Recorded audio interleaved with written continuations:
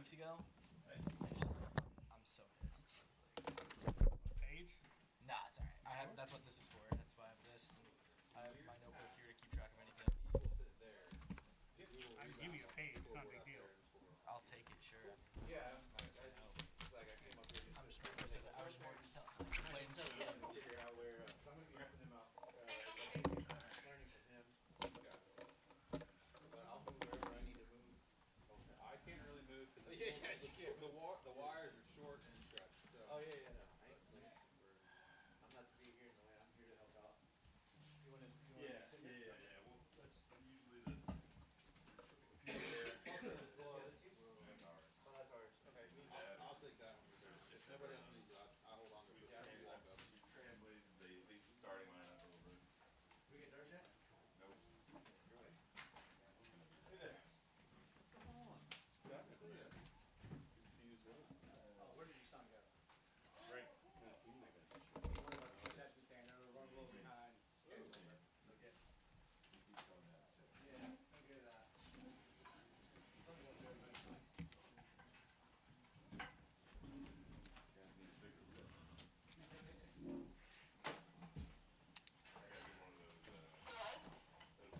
Copy that.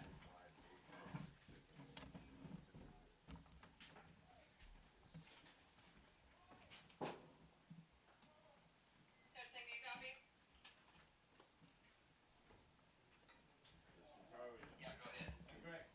Can we get some, like, either sandbag or some other kind of weight for our tent? It's gonna fly away with this wind. Team from Gaitherburg. So I got your. Is there any sound from you guys in the mic right now?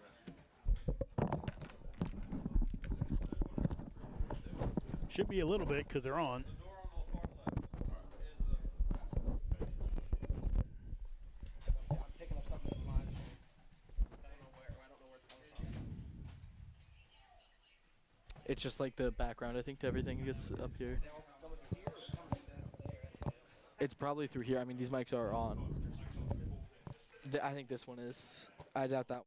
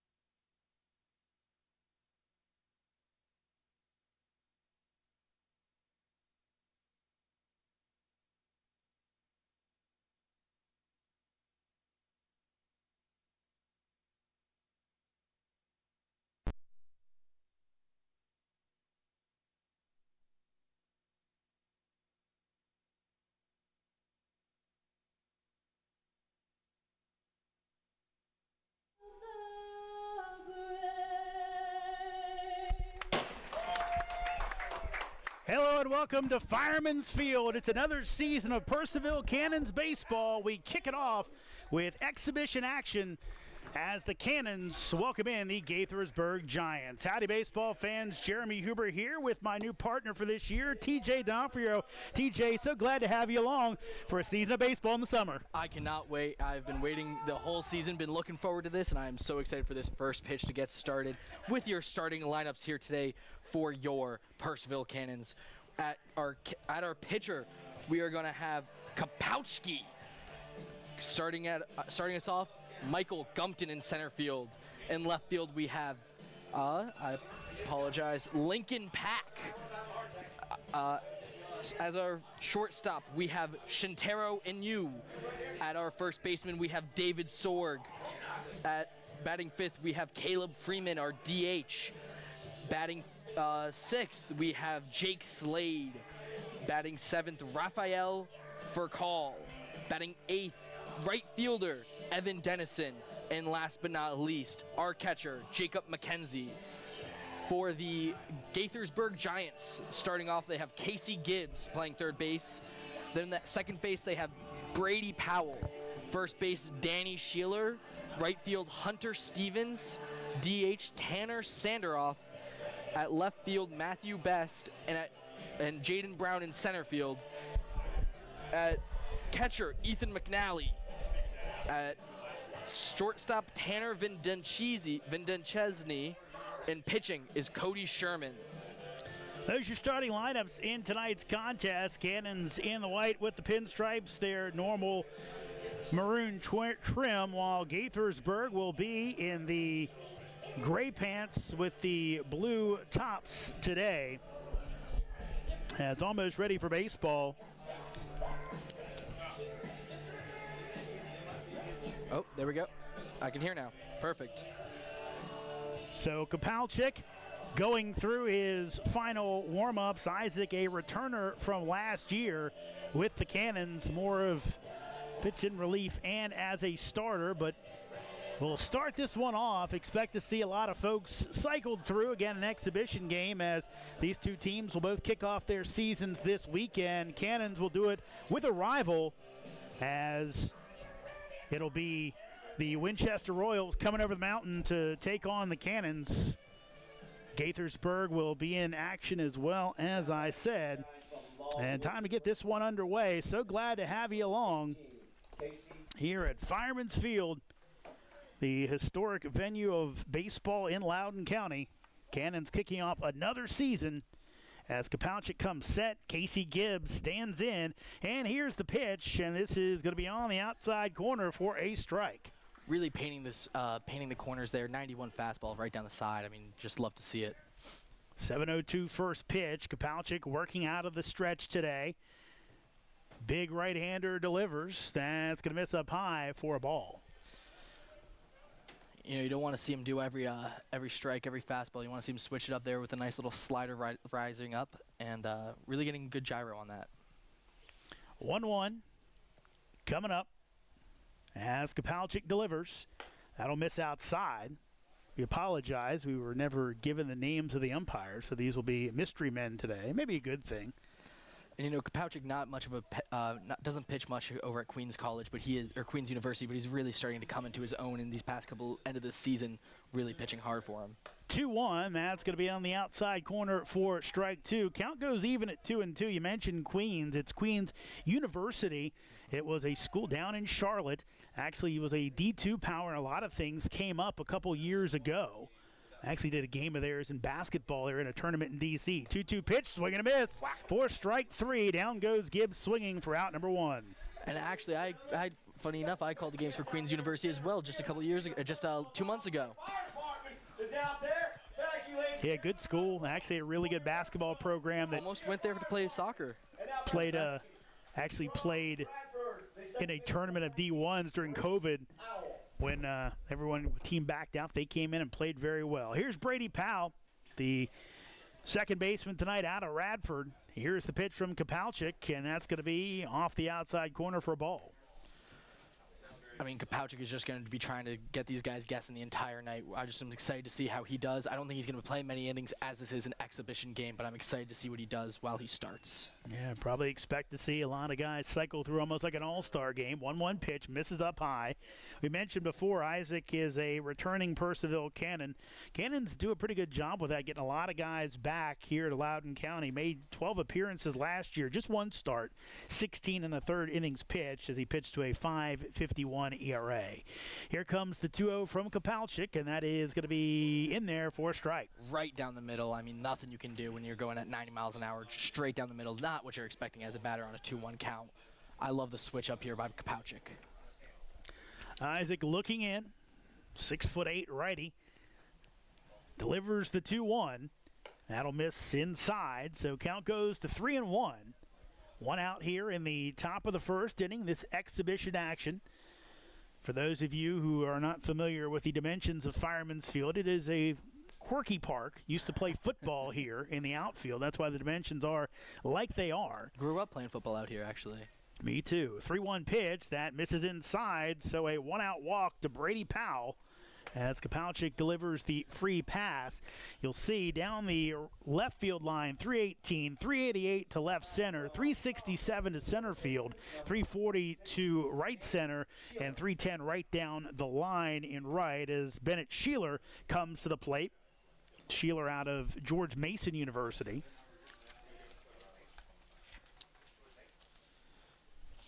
Good lead by Powell over at first as Kapowczyk delivers low for a ball. Sheeler from actually Salesburg, I believe. First baseman Danny Salesburg. He went to GMU beforehand, I believe. I believe he's first year after his transfer playing this past year. 1-0 pitch, and that's fouled off. Sheeler on the roster for the Patriots this year, but you get guys moving now at this time of year, so didn't play that much. Might be why he's moved on to a different school. Must be. I went on the Gaithersburg Giants roster. It's what they said. I'm just going with what they put out. Here comes the 1-1 pitch. Runner goes. That's going to be fouled away, so count will go to 1-2, and Powell will head back to first base. You know, I like the move there by Powell, trying to steal a base. He's short. He seems fast. He seems like he's a guy who's going to be able to steal a lot of bases. I like the idea of it. I like the thought process of, you know, Kapowczyk is throwing some heat down the middle. We're going to get a chance to steal. I like the thought, but unfortunately it was fouled off. 1-2. We'll see if the runner stays or goes. Here's the pitch. Swung on and missed as a little off speed for Kapowczyk, and that's the second strikeout of the inning, second out of the inning. I mean, both swinging and out by swinging. That is just a beautiful by Kapowczyk. You know, that's what you want to see. You want to see them try to swing at it, and you want to see them miss. I'm sure he's feeling really good about this start of this game. Here comes Hunter Stevens. Stevens out of Division II Millersville. He stands in from the right side. Kapowczyk delivers as the runner goes. Throw down to second base, and he is in there, just sliding underneath the tag up for Cal at second base. And just a great little steal there, like I was saying before on the last pitch. He seems like he's short. He seems like he's fast. He seems like that's what he's used to doing, and I think that's a really smart move by Gaithersburg Giants to really get their players doing what they're comfortable, you know. Kapowczyk making sure that he doesn't steal again. 1-0 pitch. That is in there for a strike. Goes to 1-1. Early on in the season, guys coming and going. Guys wrapping up their commitments with their college teams. Again, still the couple tournaments ongoing right now at all levels. Runner goes again, and this is going to get to the backstop. Kapowczyk's got to come home, and luckily Powell was sliding into third base expecting a throw. So, second stolen base by Brady Powell here in the opening inning. Count goes to 2-1. I mean, really brave call by the Gaithersburg Giants third base coach there, saying go ahead and trusting him with the steals. I know it's a 2 out, so sometimes you want to be a little more careful to start the game. I like that they're coming out with this gumption, coming out with this ability to try to steal and play dangerous. Kapowczyk's 2-1. That is going to be in there for strike two. So Isaac one pitch away from ending the inning. And let's see if he gets another out by swinging here. If he gets 3 Ks out of 4 batters, I think he's going to be really happy with this first inning. Kapalchik comes set and delivers the 2-2. And it'll miss outside. Good job by McKenzie to stay in front of it. And that's really what you want to see from Jacob McKenzie. You know, coming out of Central Florida, he's just a redshirt. He was a freshman this past year, really coming into his own. He played phenomenally for them this past year. Excited to see what he does this year for the Cannons. Payoff pitch coming up, 2 outs. Here it is, and that's fouled off right back at us. So we'll do it all again. There's a netting in front of us here at Fireman's Field in the booth. We don't have to dodge foul balls, which is good, because who wants to do that? I don't know. I think it might be fun. There's one comes up and you catch it with your hand. It might be nice, you know? That's a quick foul ball, man. I don't know if I want to try that. There's not much room to Even get the players to there. sign it maybe after. You know, it might be fun. A little souvenir. 3-2 coming up again. And this time a swing and a miss as Isaac Kapalchik strikes out the side. We are 4 up and 3 down here in the top of the first. Cannons coming to bat here at Fireman's Field.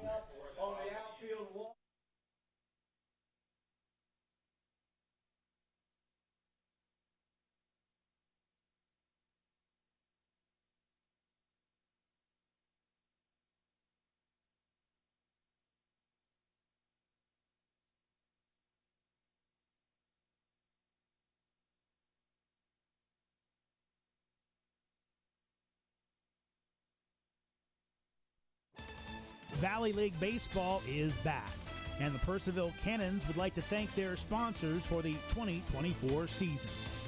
Cannons Baseball is brought to you by The Pub, with locations in both Purcellville and Ashburn, and Catoctin Creek Distillery in the heart of downtown Purcellville. Cannons Baseball is also brought to you by Carrington Homes, Fairfax Coin, Ridge Performance, Valley Drilling, Affinity Hair, Caseco, Lowers Risk Group, Lava Technologies, UPP, T-Mobile, Savage Pest Warfare, and Valley Energy. Thanks again to all the fine sponsors of Purcellville Cannons Baseball, and if you'd like to become a sponsor, find out more at purcellvillecannons.com. Loudoun County, get ready. Your Purcellville Cannons are hosting the annual Valley League All-Star Game at Fireman's Field.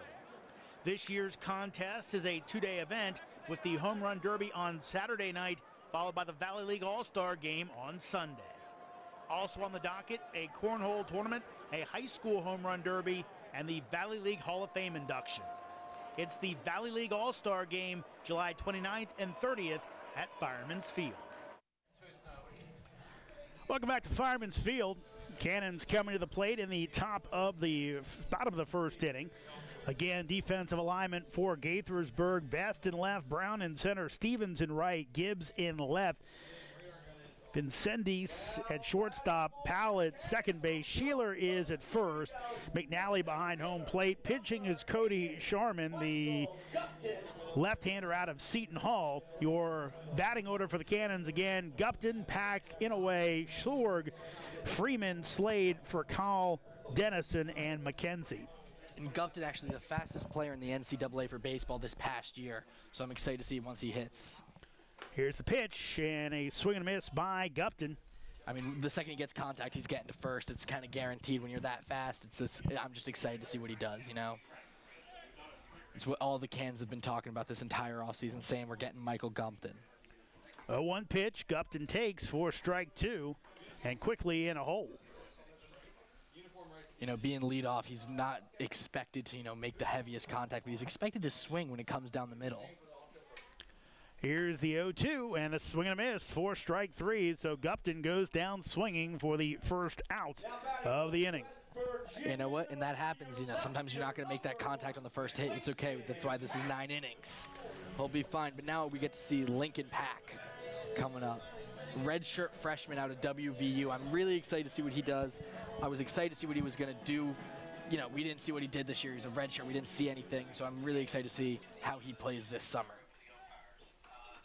Here's the pitch, and Pack takes the breaking ball in there for strike 1. That was a call.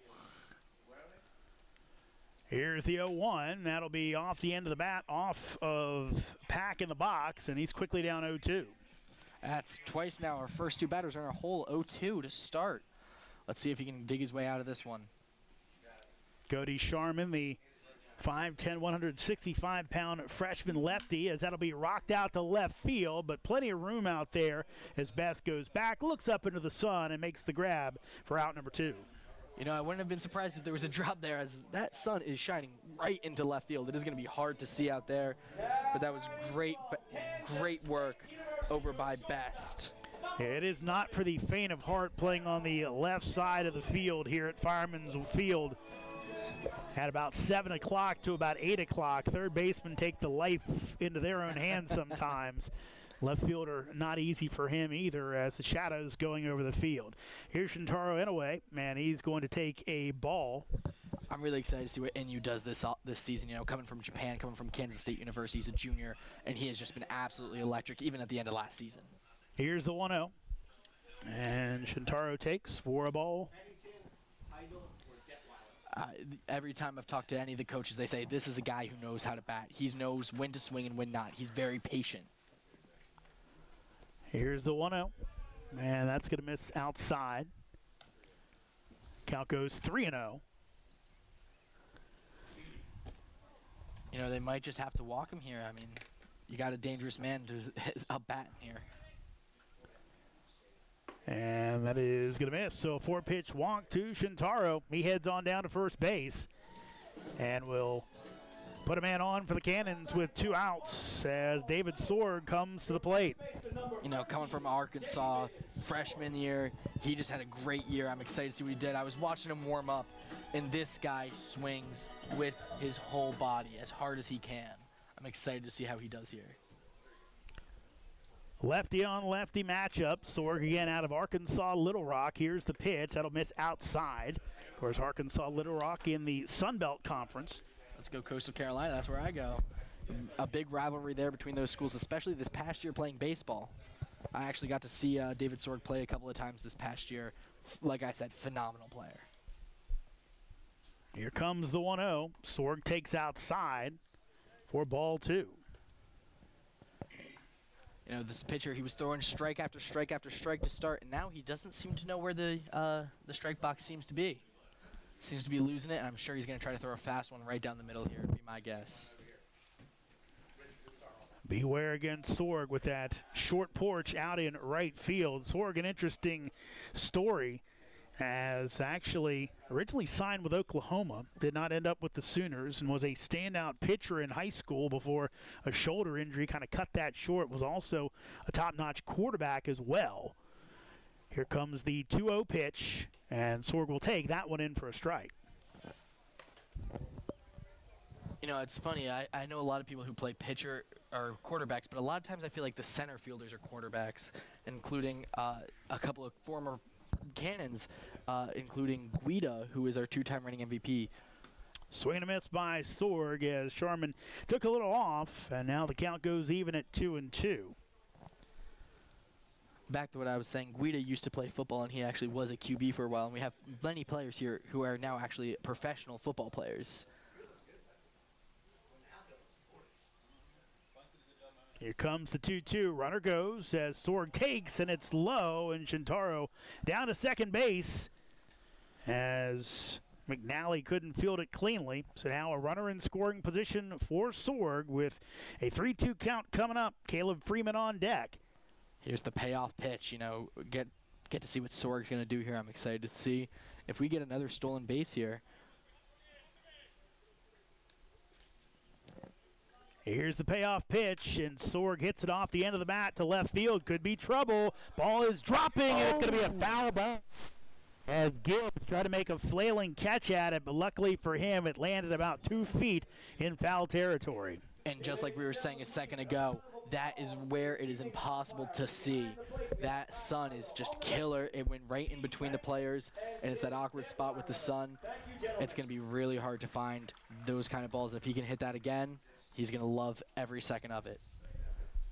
And we saw that Inhow actually ended up getting home beforehand. Umpires tonight, Steve Pennington, Tim Detweiler in the field, Matt Heidel behind home plate.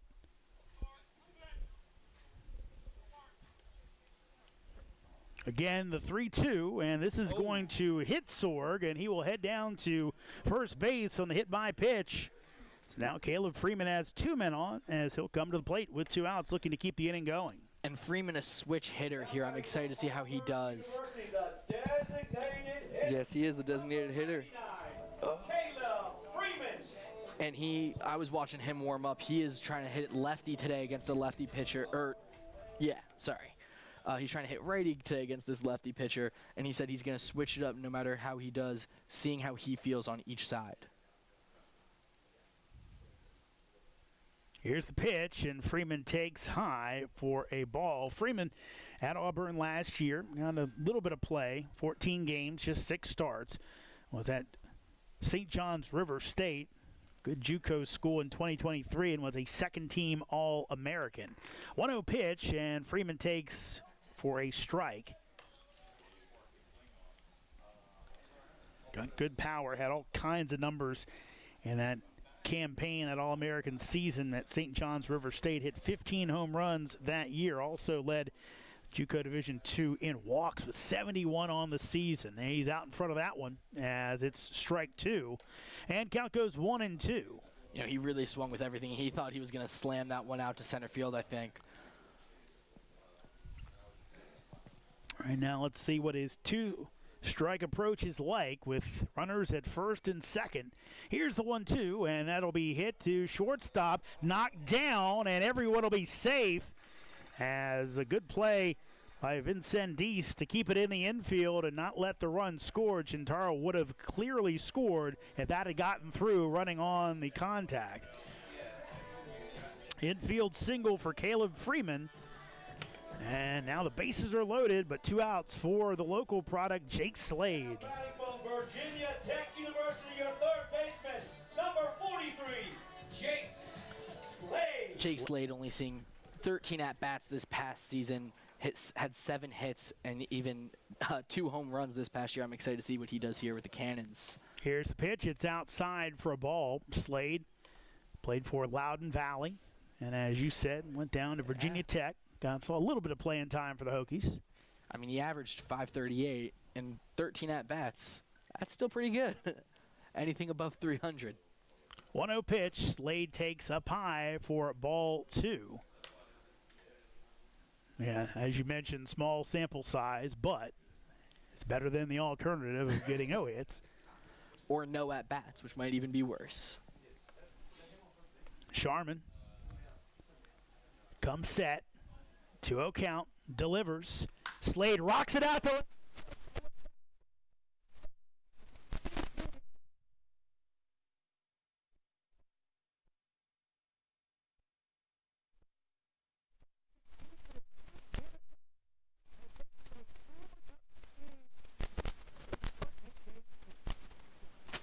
After that, grand slam at the first ever at-bat for a Cannon. Bases loaded, 2 outs, just absolutely slams it to bring everyone home. I'm sure he is going to be living it up the rest of this game, feeling amazing, and he deserves every second of that. And there goes the Cannon to celebrate a grand slam.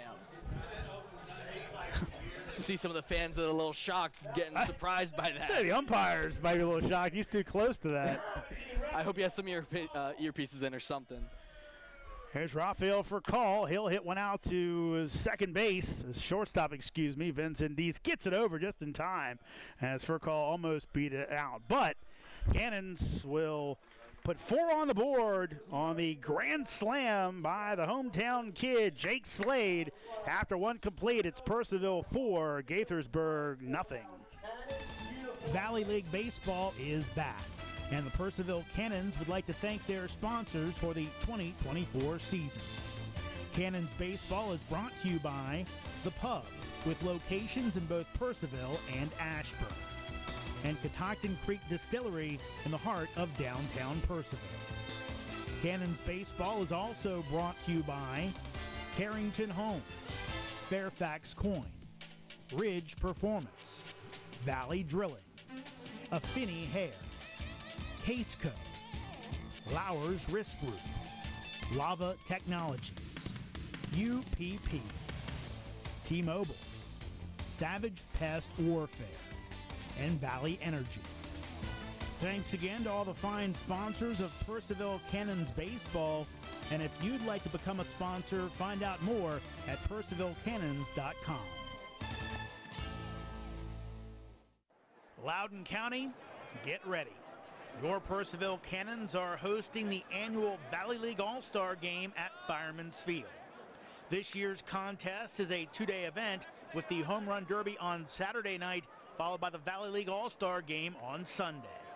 Also on the docket, a cornhole tournament, a high school home run derby, and the Valley League Hall of Fame induction. It's the Valley League All-Star Game, July 29th and 30th at Fireman's Field.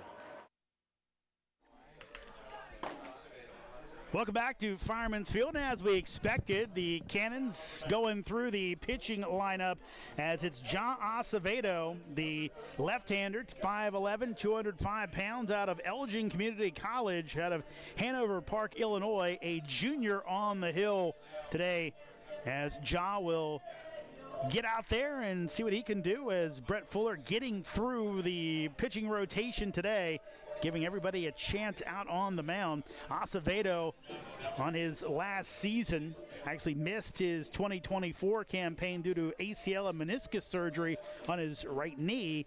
So Acevedo will look to get himself back to health here in his previous season on the hill.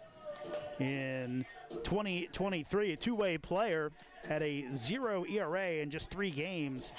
So, wow, Acevedo will look to pitch well today. His last summer league ball came for lacrosse in the Northwoods League in 2022.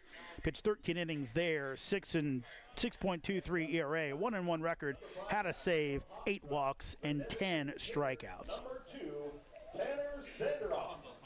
Here we go, as it'll be Tanner Sanderoff DHing for Gaithersburg.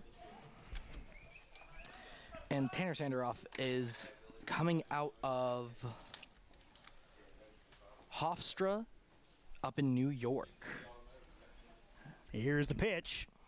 That'll be outside and low as he pulled it a little bit for ball 1.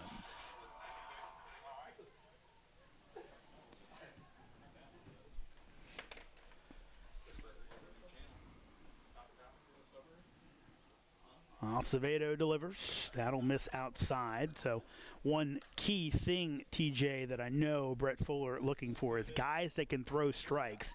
It has kind of been the difference between good Cannon teams and bad Cannon teams. Here's the 2-0, and that's going to miss off the outside corner as Matt Heidel says no. But really those good teams that Coach Fuller has had guys who could throw it over the plate consistently. Just that simple, especially in summer baseball. It truly is. I mean, that is the key definition of being a pitcher for Coach Ridge. I mean, or not even just Ridge, but Fuller in general. That is going to catch the outside corner, so it makes it 3-1. The Fuller family mentality seems to be if you can get it over the plate, you can pitch for this team, and I think that's kind of what they're going for. That's why they're rotating this bullpen in this exhibition game. Here's the 3-1.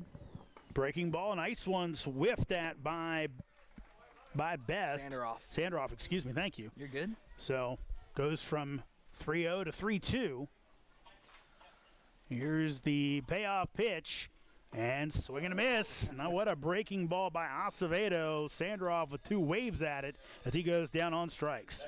I mean, that's what you want to see, especially if you're Coach Fuller. You love seeing that.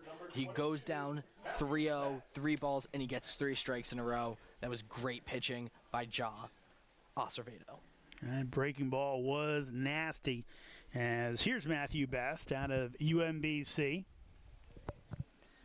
Here's the pitch. That is low and inside. Yeah, wow. I mean, 88 miles an hour, low inside. A lot of guys are going to swing at that because they're going to think it's going to come up, but he is just throwing some heat right down that side. Acevedo delivers. Breaking ball, that'll miss low. So count goes to 2-0 again, starting off slow after running to a 3-0 count with Sanderoff. Now a 2-0 count to Best. Here's the wind and the pitch. That'll miss inside. So again, Acevedo can't find the range as like I'm Jaden Brown on deck. I feel like I'm getting a little bit of deja vu here. I feel like I just saw this happen. While Best has not been tested much, not even just this year, not even just in this game, but this past year, only had 4. Oh, I apologize. He was tested. He played a decent bit, nothing crazy. 3-0 pitch fouled off. His season highlights, he did have 4 hits in 1 game at Bryant. So I'm excited to see. He seems to be like he's a player who gets on base because he only had 1 home run this season with 3 runs scored. Best steps back in, 3-1 count. Acevedo fires. That's right down Broadway for strike 2. Like I just said, deja vu. He's now at a full pitch count. I'm excited to see if he is just going to throw another breaking ball on the inside there. And see where Acevedo goes. The lefty delivers. That'll miss inside, so it'll be a walk for Matthew Best. And both base runners for the Giants so far today have reached on a base on ball. You know, it feels a little bit disappointing there. I feel like he really had him swinging. I think he could have gotten something better there. But instead, he just seemed like that ball was a little out of control on the inside and seemed to fall and just let the guy walk. Here's Jaden Brown. He's your center fielder tonight for the Giants out of Eastern Kentucky. Colonels, I believe their team name is. You would be right. Yeah, wow. Yeah, You really do know just random every college, don't you? Here's that ball's in for a strike. I try. It's what I was told. Is that I could name any college and you would know which one it is. I wouldn't go that far. Who told you that? Bill Russatella. He doesn't tell the truth all the time. Oh, come on, Bill. But redshirt freshman is Jaden Brown here. Breaking ball. That'll be high. So count goes to 1-1. Jaden Brown, untested. We haven't seen him play since high school, as he did earn Maryland first all-team state honors as a junior, batting .509 with a .706 on-base percentage. 1-1 misses outside. So I am just excited to see what Jaden Brown can do, as we haven't seen him play since high school. Yeah, it's interesting. Summer leagues now, just kind of because of you're losing players due to various reasons. A lot of teams going into high school more, guys getting that extra shot to play. They don't get that chance as that's fouled off as it goes off of McKenzie. Count it 1-2. In a long time, the Valley did not take high school players, but they've started. The very good ones. They've gotten spots in the Valley. Acevedo back on the mound. As Best takes his lead over at first. Ja delivers, and he'll miss high for ball 2. Count goes 2-2. I'm just excited to see Acevedo. I mean, he's throwing all kinds. He's switching up each pitch. I don't feel like I've seen the same pitch more than twice so far in these first 3 at-bats. I'm excited to see what he does here. At each pitch is different. It's exciting to see. 2-2. Breaking ball misses high, so couldn't get that one to drop.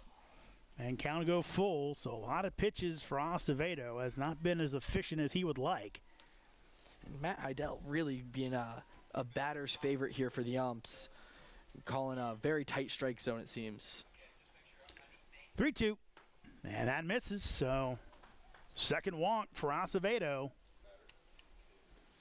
And what you don't want to see after a 4-0 lead, you want to see a guy come and pump strikes in there, and that is not what Acevedo's done. Got the strikeout of Sanderoff, and here goes Matt Copley out to talk to his pitcher. It makes sense. I'd go out and talk to him, too. I think he needs to just calm down. I think he's a good pitcher. I think he's throwing good pitches. He's just a little out of control, and that's what you kind of expect to see from these guys coming out of their season. They're trying some new stuff. They're playing in a summer league. They're going to try to really switch things up and try to learn new pitching styles. But next up is Ethan McNally from Gaston College. He played 11 games, 37 at-bat appearances, averaging .280. So has not hit a home run this season, but instead gets some decent hits with 7 RBIs and 7 runs batted in.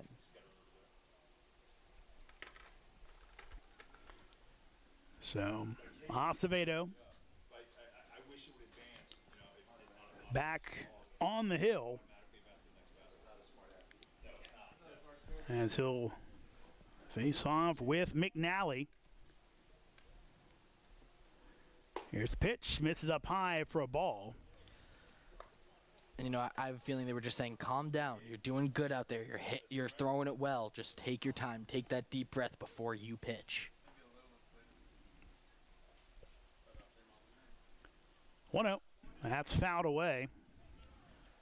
See, I'm just saying, if the net wasn't there and we could catch the fly ball, I think it might be fun. Might make the game more exciting. You don't know. I got to focus on this. I ain't got time trying to save my life, too.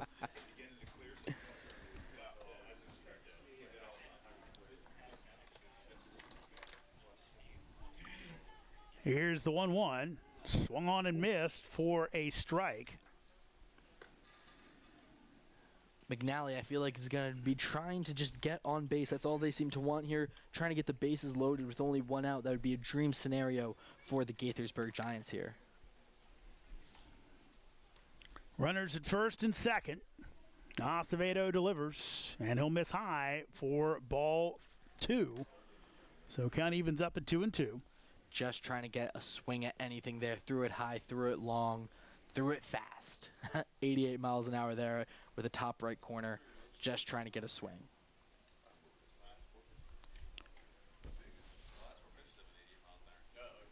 Here comes the 2-2. Swung on and missed for strike 3. Second strikeout for Acevedo, and the second out of the inning. And like I was just saying, that's exactly all he was looking for. Is just a swing. And Tanner Vincendizzi, I believe is how you say his name, from East Stroudsburg University, going into his junior year from Maryland. Excited to see what he does here at this at-bat. Here's the pitch from Acevedo. That'll miss up high for a ball. And Vincendizzi does not play too much, as he's only just played his sophomore year, has time to grow and time to be the shortstop that they need him to be. Acevedo delivers. Swung on and missed for strike 1. Count goes even at 1-1. East Stroudsburg, I believe that's the alma mater of James Franklin, the Penn State football coach, which I believe it's known for being a teacher's college. If you're right, I am just going to be shocked. 1-1. That's in there for strike 2.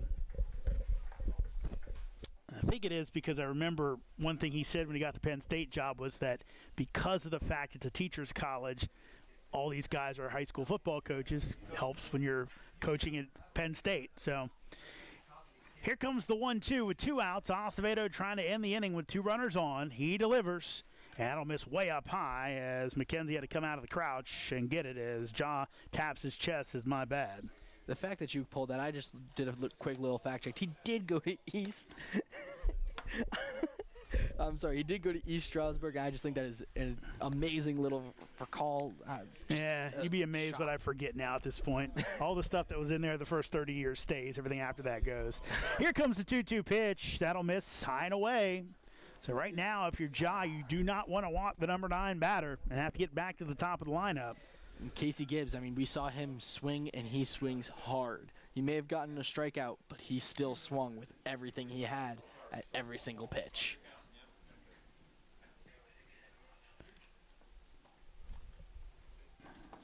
Jaw comes set and delivers, and that's going to miss up high as the runners were off with the pitch. So now Acevedo has created a jam for himself.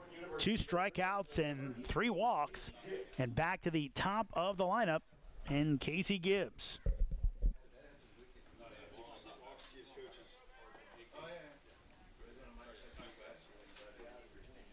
Gibbs out of Longwood University, hails from Olney, Maryland. Here's the pitch as that misses low and inside. And that seems to be what we're saying a lot here, low and inside. He is just throwing low and inside. We need to see something different from Acevedo if we want to see him get to not let out any scores here, any runs, I should say. Acevedo steps off after the bench told him to, I believe, trying to make sure they had the Defensive alignment set. Everybody playing back for us at every base. Here's the 1-0. That'll be hit out to left field. Got to come to the line. Pat coming over, and that's going to fall in for a base hit. One run is in, second run in, throw to third base.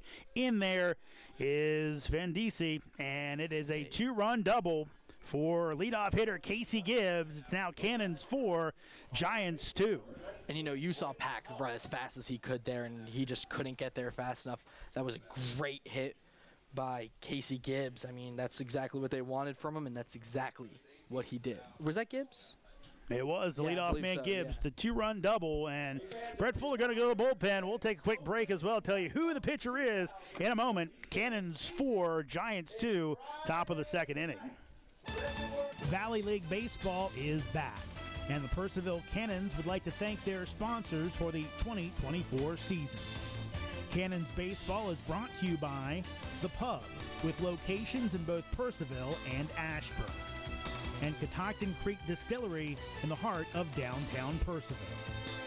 Cannons Baseball is also brought to you by Carrington Homes, Fairfax Coin, Ridge Performance, Valley Drilling, Affinity Hair, Caseco, Lowers Risk Group, Lava Technologies, UPP, T-Mobile, Savage Pest Warfare, and Valley Energy. Thanks again to all the fine sponsors of Purcellville Cannons Baseball. And if you'd like to become a sponsor, find out more at purcellvillecannons.com. Loudoun County, get ready. Your Purcellville Cannons are hosting the annual Valley League All-Star Game at Fireman's Field. This year's contest is a 2-day event with the Home Run Derby on Saturday night, followed by the Valley League All-Star Game on Sunday. Also on the docket, a cornhole tournament, a high school home run derby, and the Valley League Hall of Fame induction. It's the Valley League All-Star Game, July 29th and 30th at Fireman's Field.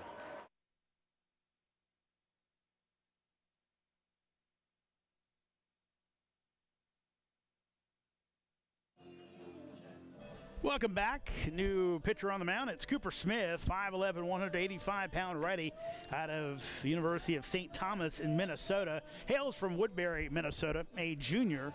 Has the right-hander on, trying to get the Cannons out of the jam here in the top of the second inning, as Acevedo will leave after 2 runs on the board and 2 runners on base, both his responsibility.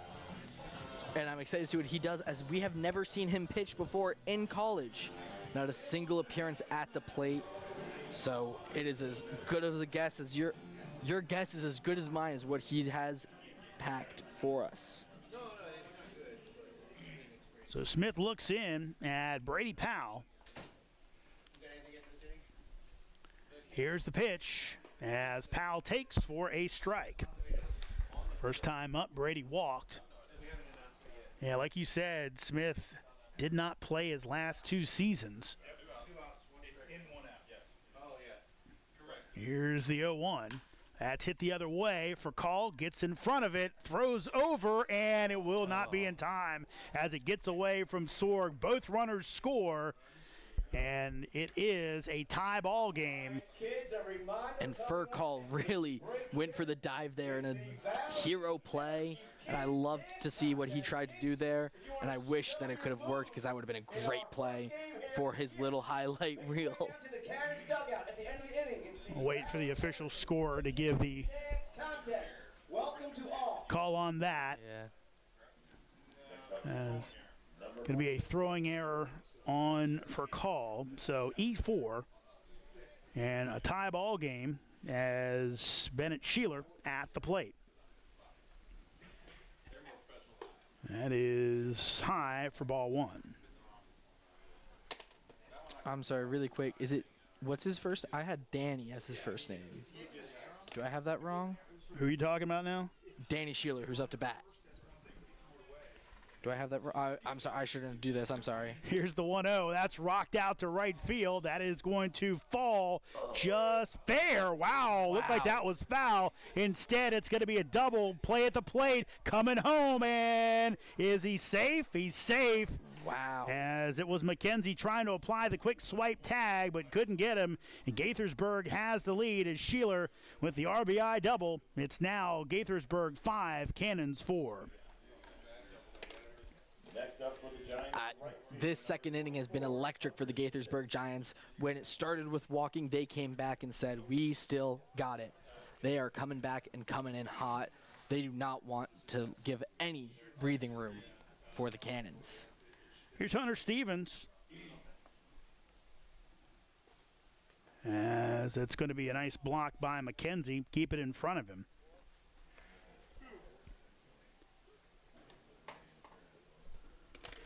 So 1-0.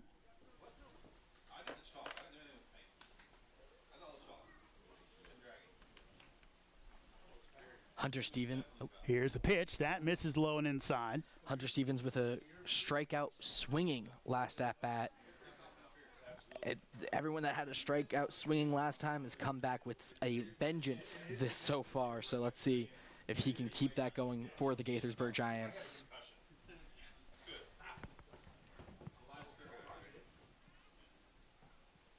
Here comes the 2-0. That's fouled back. So count goes to 2-1.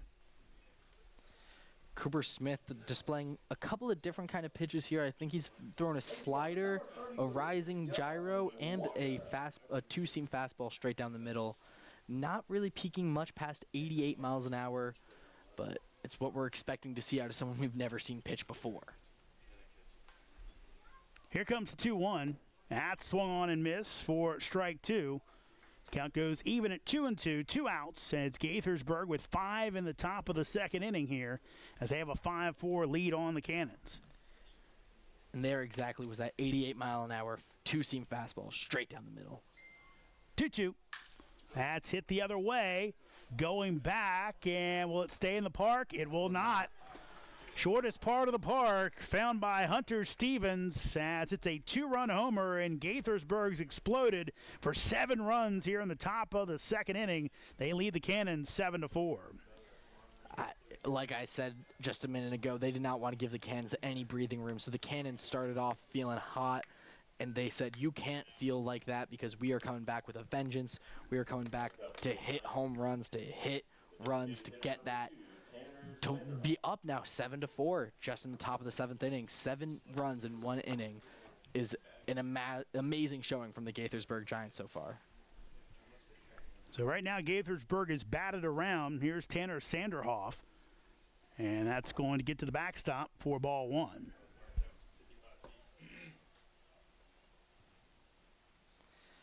Tanner Sanderhoff last time also with a swing, a strikeout swing, so I said a second ago, so far everyone has come back with a vengeance. Let's see if he can come back within the same inning and do the same. Here's the 1-0. That's fouled off the other way. It seems like he has the green light to swing at what he wants, and swing is what he seems to want to do. Tanner Sanderhoff.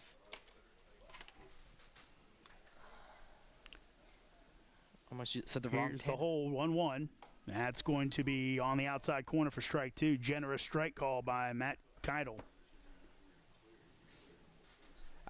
That was an interesting strike out of some of the other calls that he's had so far. That was more of an interesting one. 1-2. That's low in the dirt. Yep. Silver Spring, Maryland, Tanner Sanderhoff stems from standing at 6 foot and 165 pounds. Does not seem to be much of a hitter's build, but he is a hitter indeed. 2-2. That'll miss way up high, and now count goes full. Cannon's trying to end this nightmare inning as they've given up 7 runs. This seems to feel like the inning that never ends. All those runs coming with 2 outs. Payoff pitch. That'll miss outside, so another walk as Gaithersburg continues the onslaught. Like I just said, this is the inning that doesn't end. Cannons cannot seem to put away the Gaithersburg Giants in this inning. They have had 2 outs almost the entire inning, and each time it has been Gaithersburg Giants stepping up and scoring with 2 outs. That'll miss way outside, and Brett Fuller might have to go to another pitcher to finish this inning off as it continues. Might be a deeper day in the bullpen than we previously had thought. 1-0 pitch. That's going to hit the batter in the head as Best will shake it off. Luckily, it looked like it caught him on the brim, and he'll take his base down to first, and Brett Fuller will come out and make another pitching change. Gives Best a pat on the backside, says sorry, and puts the right hand up. So another pitcher will come in. We'll tell you who it is in just a second. Right now, Gaithersburg up 7-4. Still 2 outs here in the top of the second inning. 2 runners on for the Giants as a new pitcher into the game for Purcellville. Valley League Baseball is back, and the Purcellville Cannons would like to thank their sponsors for the 2024 season. Cannons Baseball is brought to you by The Pub, with locations in both Purcellville and Ashburn, and Catoctin Creek Distillery in the heart of downtown Purcellville. Cannons Baseball is also brought to you by Carrington Homes, Fairfax Coin, Ridge Performance, Valley Drilling, Affinity Hair, Caseco, Lowers Risk Group, Lava Technologies, UPP, T-Mobile, Savage Pest Warfare, and Valley Energy. Thanks again to all the fine sponsors of Purcellville Cannons Baseball. And if you'd like to become a sponsor, find out more at purcellvillecannons.com. Loudoun County, get ready. Your Purcellville Cannons are hosting the annual Valley League All-Star Game at Fireman's Field. This year's contest is a 2-day event with the Home Run Derby on Saturday night, followed by the Valley League All-Star Game on Sunday. Also on the docket, a cornhole tournament, a high school home run derby, and the Valley League Hall of Fame induction. It's the Valley League All-Star Game, July 29th and 30th at Fireman's Field. Third pitcher of the evening, or the inning, I should say, on the hill for the Cannons. It's Mason Oheisel, the right-hander, 6'7", 245-pounder out of Maple Woods Community College, a senior from Andover, Minnesota. So no luck for the first pitcher from the land of 10,000 lakes. We'll see if it changes on number 2. I believe they do say second is the best, do they not? I mean, we'll see. Well, he's technically third, so Second from Minnesota, we'll give it to him. at this point, We'll pray. Cannons will take anybody right now. Jaden Brown back at the plate. Here's the pitch, and that'll be hit the other way. It'll be well foul. This inning started off with a strikeout from John Acevedo, and then 2 walks, a strikeout of Ethan McNally, walked the number 9 hitter. Here comes the 0-1 pitch. That'll be high for a ball. Then it was the 2-run double by Casey Gibbs just down the line. Looked like it could have been a foul ball. Umpire said fair. A lot of gas from the Cannons crowd. Here's the 1-1. That'll be on the outside corner for strike 2 as Brown, not happy with that call. I mean, that was just a great slider right into the corner of the strike zone. It's exactly what you want to see from your pitcher. Here's the 1-2. That's low. Good block by McKenzie. Then the error for call had to make a tough play. He was over near the bag, had a range toward first base, and just off on the throw. Here comes the 2-2 pitch. That is in there for strike 3 as Brown goes down looking. But the damage is done as on 3 hits and a whole bunch of walks, Gaithersburg puts up a touchdown. It's Giants 7, Cannons 4 as we head to the bottom of the second inning. Valley League Baseball is back, and the Purcellville Cannons would like to thank their sponsors for the 2024 season. Cannons Baseball is brought to you by The Pub, with locations in both Purcellville and Ashburn, and Catoctin Creek Distillery in the heart of downtown Purcellville. Cannons Baseball is also brought to you by Carrington Homes, Fairfax Coin, Ridge Performance, Valley Drilling, Affinity Hair, Caseco, Lowers Risk Group, Lava Technologies, UPP, T-Mobile, Savage Pest Warfare, and Valley Energy. Thanks again to all the fine sponsors of Purcellville Cannons Baseball. And if you'd like to become a sponsor, find out more at purcellvillecannons.com. Loudoun County, get ready.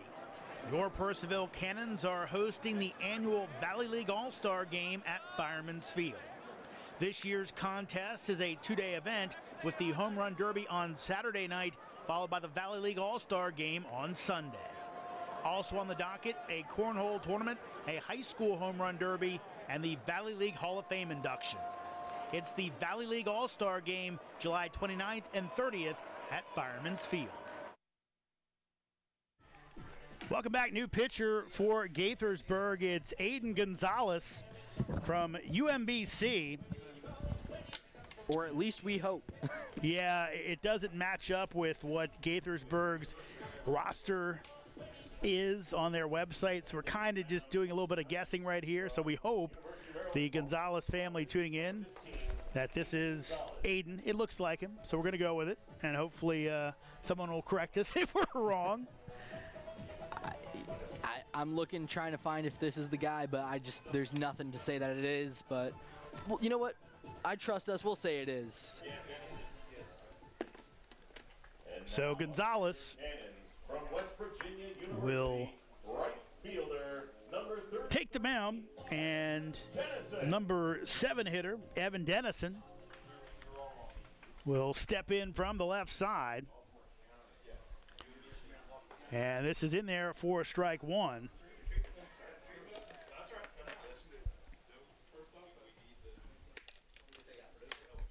Gonzalez delivers, sidewinder, hit up to second base. Powell will boot it, and on at first will be Dennison. Looked like he kind of came up lame coming down the line. Hopefully he's okay. He seems to be limping over there, looking for the sign to say that he is okay.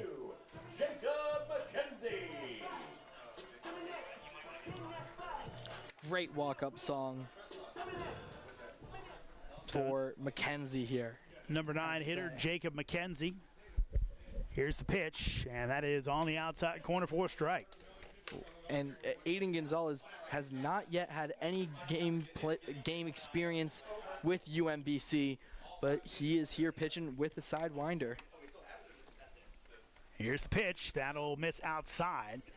It's tough to say because with transfer portal and all the different things now, and baseball's always been a sport kind of dependent on junior colleges as well.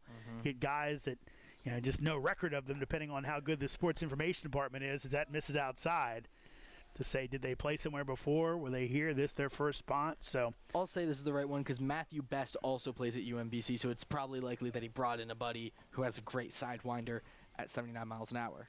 2-1 pitch. That's on the outside corner for a strike as McKenzie parses those lips. Did not agree. McKenzie having a great game as catcher so far today. Excited to see what he does at this first at-bat. He's been antsy this entire time. Runner takes his lead at first. Here's the 2-2. That'll miss outside. So count goes full at 3-2 with Michael Gupton on deck. Gupton went down on strikes his first time up. Lone strikeout for the Cannons so far today. 3-2. That is going to miss outside, so a walk. So first 2 runners reach here in the bottom of the second for Purcellville. Gulf Coast Community College, your center fielder, number 88, Michael. And Michael Gupton, leaving his University of Southern Florida so he can go play at community college to get more PT, to get more hits, to get more reps. He's really looking to be a star with his speed. And I know I said it before, I am just excited to see this man run, trying to get to base here. Here's the pitch, and that is going to miss low for a ball. Gupton being a little more patient here than last time, not swinging at the first pitch that he has seen. Because last time it was 3 pitches and 3 strikes. 1-0. That'll miss high.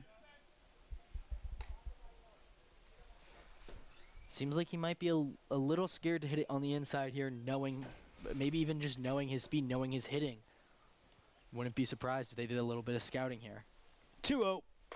That's going to be in there for a strike as Gupton steps out, readjusts after what he thought was ball 3. Instead, count it 2-1. Dennison down at second base. McKenzie is at first.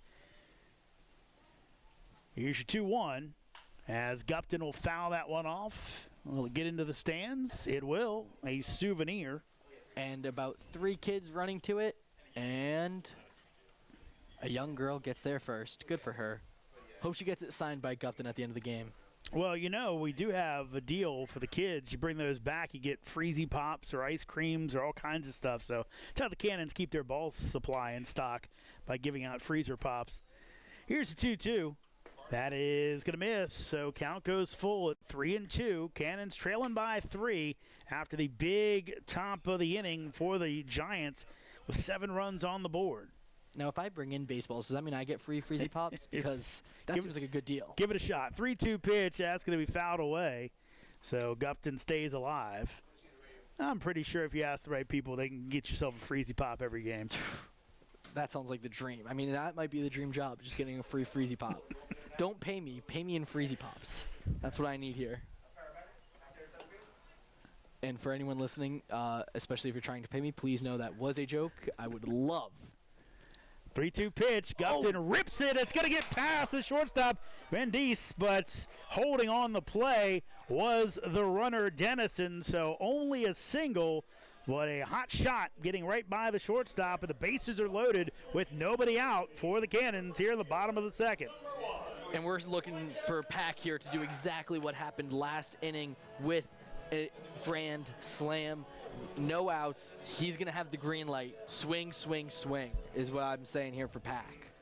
Someone who we know can hit. Someone who we know is a talented player. He's going to have the green light here. Here's the pitch as it'll be fouled away. And Pack out of West Virginia. Redshirt senior. Freshman, I believe. I believe he was a redshirt freshman. Can't read the writing. Sometimes I'm the same way. Here comes the 0-1 pitch as that'll miss outside. Count goes to 1-1. Pack only 5'9", so he's got a lot of power in that small stance, and he can really hit. Watching him warm up today and taking some BP, he was swinging hard. 1-1 pitch. That is on the outside corner for strike 2. All right, that was. Seems like it was a little far outside, but I don't have the sight that Matt Haddell does. 1-2 pitch. That's in there for strike 3. But he's oh, there it is. There it is. Yeah, we were waiting. He put 2 fingers out like it was strike 2, but actually strike 3. So Pat goes down looking for the first outs of the inning. And now steps up Shintaro Inu, someone who can smack a ball and has, I guarantee has the green light here. That'll miss inside for a ball. Almost hit by pitch there. If he didn't turn, I think he could have actually gotten a run, player home, and gotten a walk maybe. Here's Gonzalez's pitch. That'll miss inside. Count goes to 2-0. And this is the exact way it started last time with Inu walking his last at-bat, because, like I said, this is a man who we know can hit, and we saw it at Kansas. And it's foul tipped into the mitt for strike 1. I asked a couple of players today, who do you think is most likely to hit a home run? And all of them said Freeman, Sorg, or Inau. And a lot of them were saying Inau because he is a hitter, apparently, who does not hold back. 2-1 pitch. That's hit the other way. It's funny, none of them said Slade, and he was the first one to hit a home run today. First one to really have he was the one that had the grand slam, so you never know what's going to happen, but I'm looking to see Inu just to have the green light here and just slam one of these, because that is what the Cannons need right now. They need that momentum. They need the momentum shift. Count goes 2-2. Gonzalez delivers, and Shintaro fouls or pops it up on the infield. Infield fly called as all the batters, the runners, go back to their bags. And that's the second out of the inning. Next up for the Cannons, from Arkansas, Little Rock, first baseman, number 13, David Sorg. David Sorg, last at bat, hit by pitch, playing first base today. He has had a good game so far in that first inning. He had a couple of great moments to try to get some outs. But here's the pitch. That's going to be on the outside corner for a strike. Sorg, I have to imagine, still just trying to get now on base, trying to get anyone they can home. Here comes the 0-1. That's fouled off and quickly down 0-2. So after Gonzalez put the first three men on, he's one pitch away from getting out of the inning with no damage. And you know what? That would be a very impressive inning. They would. I'm sure that the Gaithersburg Giants would love to see that, as the Cannons could not finish that way. 0-2 pitch. That's on the outside corner. Looked a little outside, but it's called strike three by Matt Kydell. And the Cannons lead. The bases loaded. We've played two. It's Giants 7, Cannons 4 here at Fireman's Field. Cannons baseball.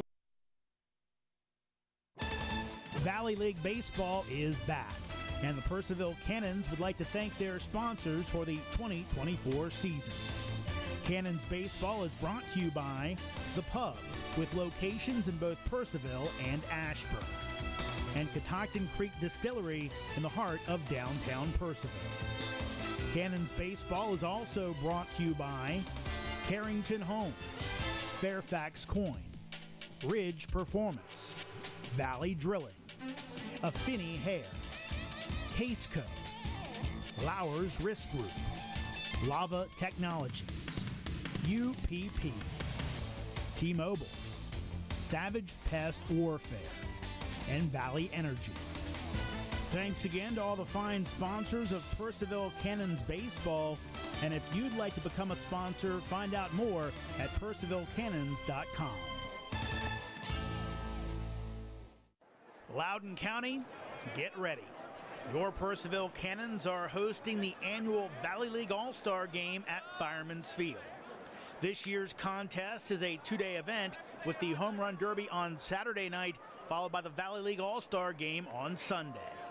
Also on the docket, a cornhole tournament, a high school home run derby, and the Valley League Hall of Fame induction. It's the Valley League All-Star Game, July 29th and 30th at Fireman's Field.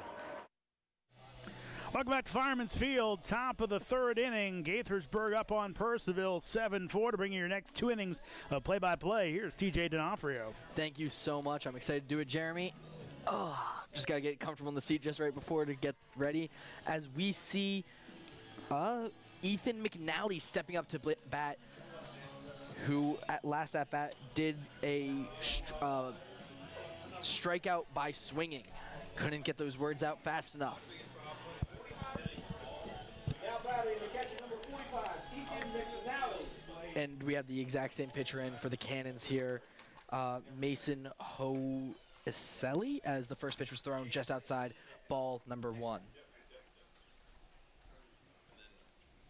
Second pitch, inside, ball 2. I believe Hoheisel.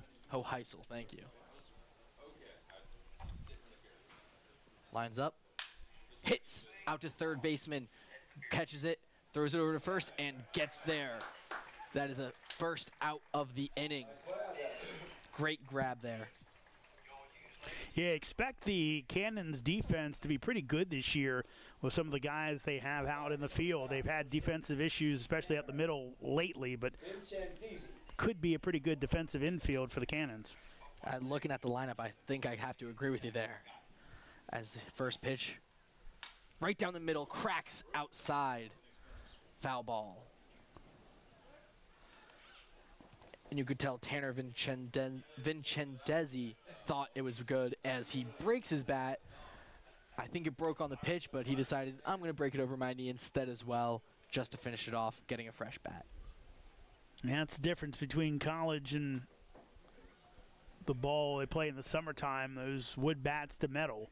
once again, I mentioned See earlier, guys breaking bats and you have your stash, and should normally get you through the season, but will be a bat change here. featuring Justin Trawick and the Common Ground, the Short Hill Mountain Boys, and a bunch of other great musicians. The Bluegrass and Americana Music Festival. Stepping back into the bat, Tanner Vincentesi. Here on Simmons Road in Purcellville. Heidi throws. Inside hit, foul ball, strike number 2. Yeah, Heisel at Maple Woods Community College, big guy out of Minnesota. Land of Paul Bunyan, looks like it.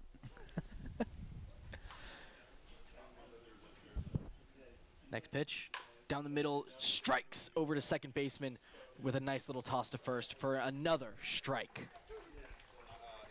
For ticket information to the Bluegrass and Americana Music Festival on June 22nd, you can go to afarmlessordinary.org. That's afarmlessordinary.org. Tanner Vincentesi with a walk last time to a ground ball to second baseman to out at the first baseman this inning.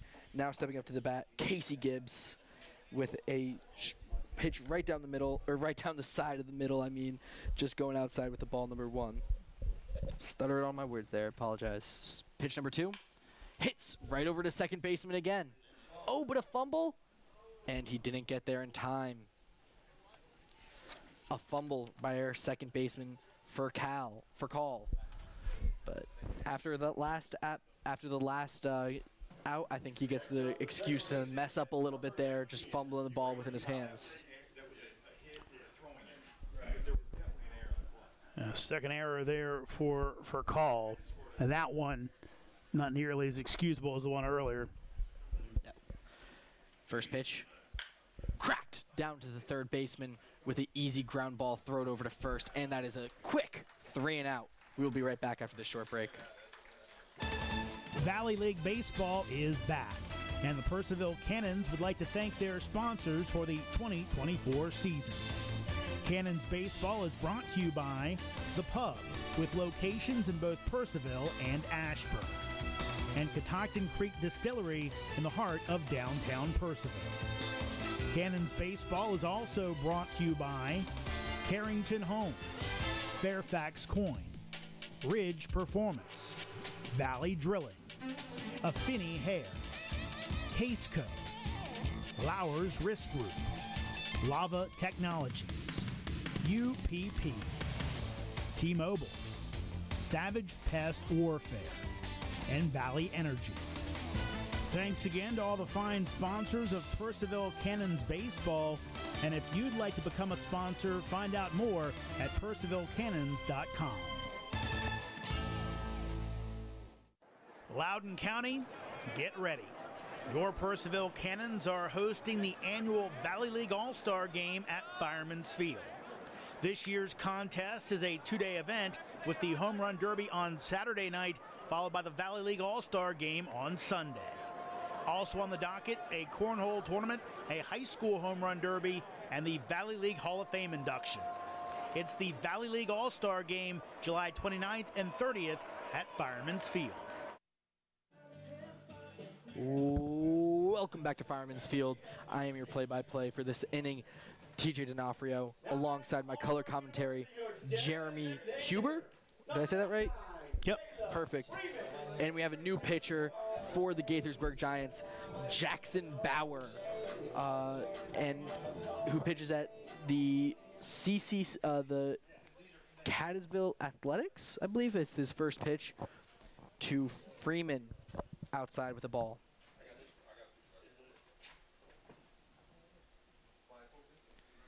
Winding up. Right down the middle with a fly ball out behind. Count 1-1.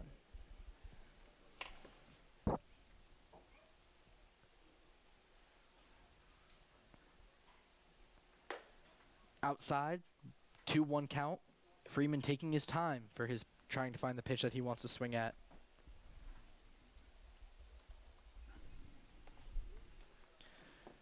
Next one right down the middle, swung and just missed. 2-2 count for Freeman.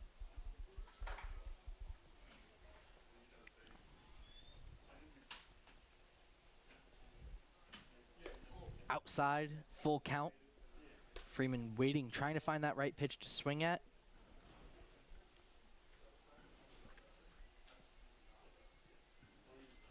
Right down the middle, swings, and it hits. Foul ball. Another chance to try to get this hit. Yeah, good pitch. Way to stay alive. Just get a piece of that one. Winding up. Calling a ball there. They said he didn't swing the bat far enough. That is a walk for first base. Goodbye, Freeman there. And again, after you see Slade do what he did, you're definitely going to be choosy at the plate, get on in front of your teammate. Absolutely. Right now, I think their game plan is get on base so Slade can hit, and that's kind of what I think they told him, and Slade stepping up to the bat here. First pitch. Right down the middle with a crack over to third base. Slips outside. Shortstop gets there. Man on second and first. Great hit by Slade. Just a little bit of a pop-up there. Shortstop there didn't quite get there, or third baseman didn't quite get there. Going to be an error as the third baseman didn't field it cleanly. So Cannons don't care as they bring the tying run to the plate, TJ. They do not care, and they want Fur Call to slap this as hard as they can. Right now, you know Raphael would love to make up for those errors with a big hit here. Pitch down the middle. He swings at his strike number one. No outs. Fur Call might have the green light here.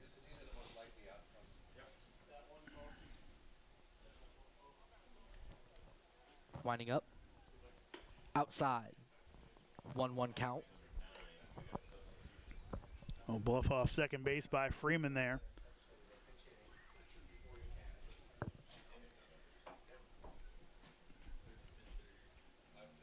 Winding up. Next pitch. Inside. Strike number 2. Just watched it come right down the middle as it curved right inside, right to the middle. Next pitch. Foul ball. Out to the side to left field.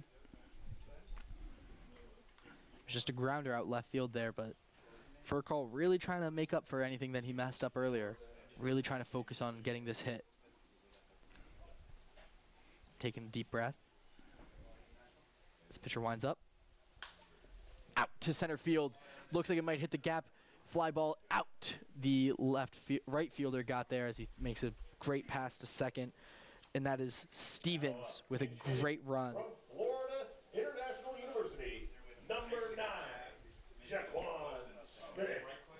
Jaquan Smith now subbing in for Dennison.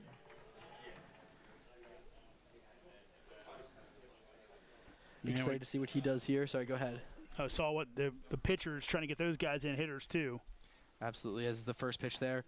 He was going for a bunt, but he pulls it back as it is ball number 1.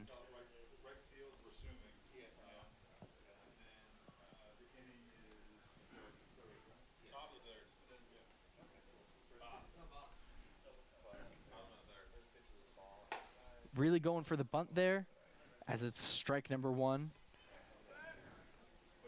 Looks like they're just trying to load the bases for McKenzie maybe, or even trying to get it for Gumpton. Well, he's obviously not sacrificing. He's not putting the bat out there ahead of time, almost trying to bunt for a base hit. And there's strike number 2, 1-2 count. I don't think you can try to bunt again. There's only 1 out, but I feel like you got to try to get the right hit. But yeah, he fouled off here. Obviously, it's an out, so you don't want to do that. So he should be swinging away here, unless he's very confident he can get one down. Next pitch. Swing outside, ball number 2. 2-2 count with 1 out. Man on first and second for the Cannons.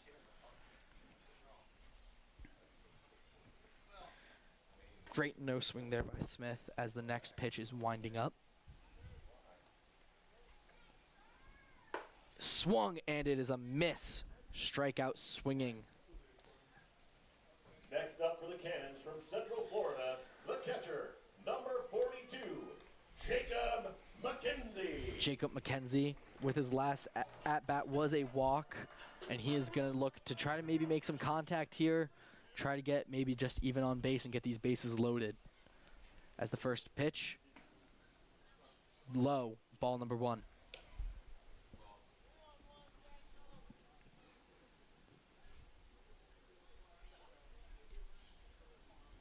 Lining up.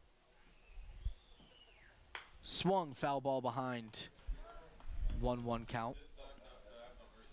Yeah, after last inning where they had the bases loaded, couldn't get anybody in, and then here with 2 men on, it's especially 2 men on with nobody out. Cannon's got to take advantage of their opportunities, especially after giving up that 7 spot in the second. Absolutely. Winding up, pitch. Down the middle.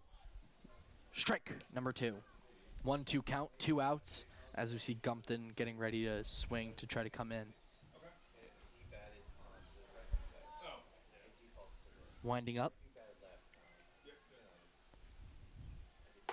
Right down the middle, strike number 3. That is the inning. We will be right back after this short break. Giants 7, Cannons 4. Valley League Baseball is back, and the Purcellville Cannons would like to thank their sponsors for the 2024 season.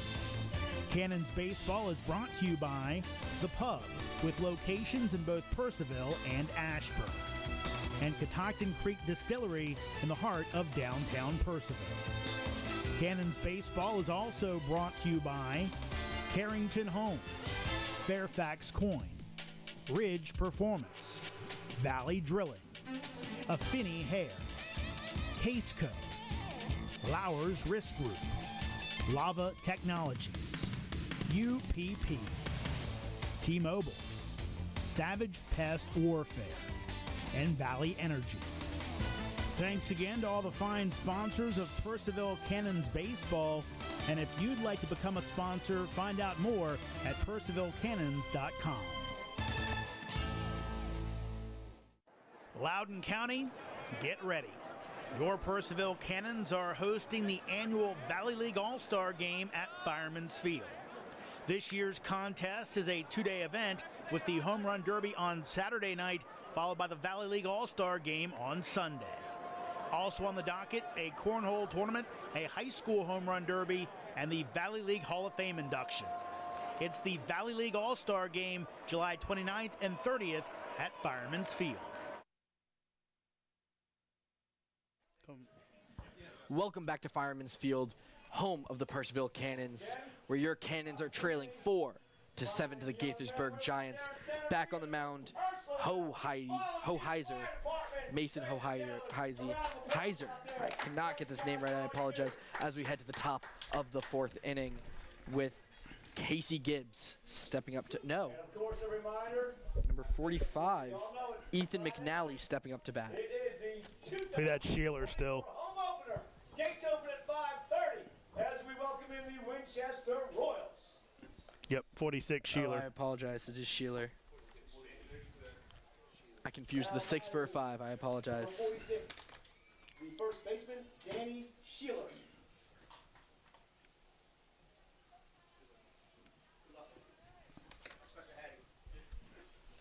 First pitch, outside, ball 1.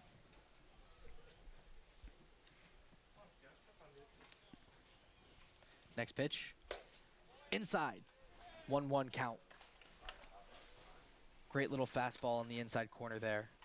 Next pitch, wasting no time, outside, 2-1 count. The end of the 4th inning, we'll have the mascot race. We'll have the Next pitch, right down the middle for a 2-2 count with a heater on the inside corner of the batter. Outside, full count. Really trying to test Danny Sheeler here.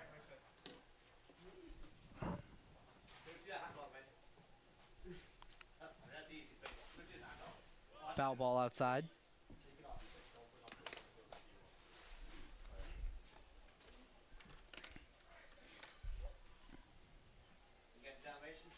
Pitch outside, and that is a walk for Danny Sheeler. Yeah, right now,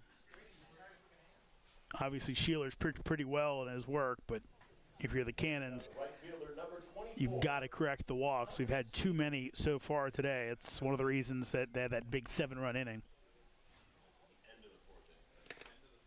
That is their 7th walk on the day, I believe. As pitch number 1, swing, and it is out to center field. Gallop, and it is just out of this park. And that is a 2-run home run by Hunter Stevens for the Gaithersburg Giants, making this score 9-4 Giants.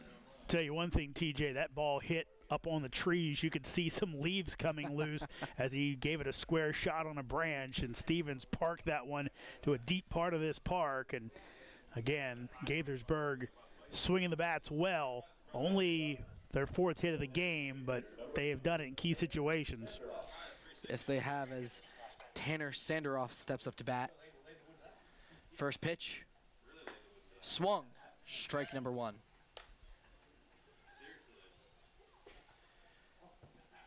Hoheidel wasting no time with his next pitch. Strike number 2, low, and a nice little curved slide inside. Curved slide, I apologize. Next pitch outside, 1-2 count.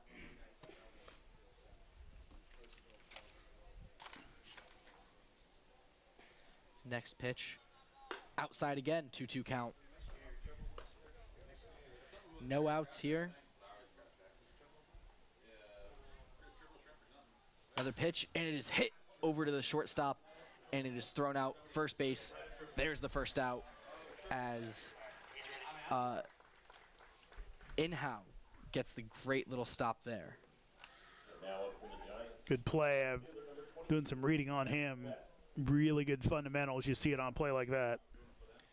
Really made sure he got the ball inside there, as we are going to talk to the pitcher, and we have a new pitcher coming in, so we will be right back after this short break.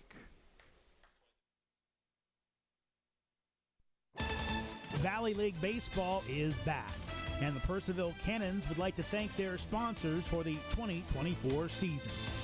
Cannons Baseball is brought to you by The Pub, with locations in both Purcellville and Ashburn, and Catoctin Creek Distillery in the heart of downtown Purcellville. Cannons Baseball is also brought to you by Carrington Homes, Fairfax Coin, Ridge Performance, Valley Drilling, Affinity Hair, Caseco, Lowers Risk Group, Lava Technologies, UPP, T-Mobile, Savage Pest Warfare, and Valley Energy.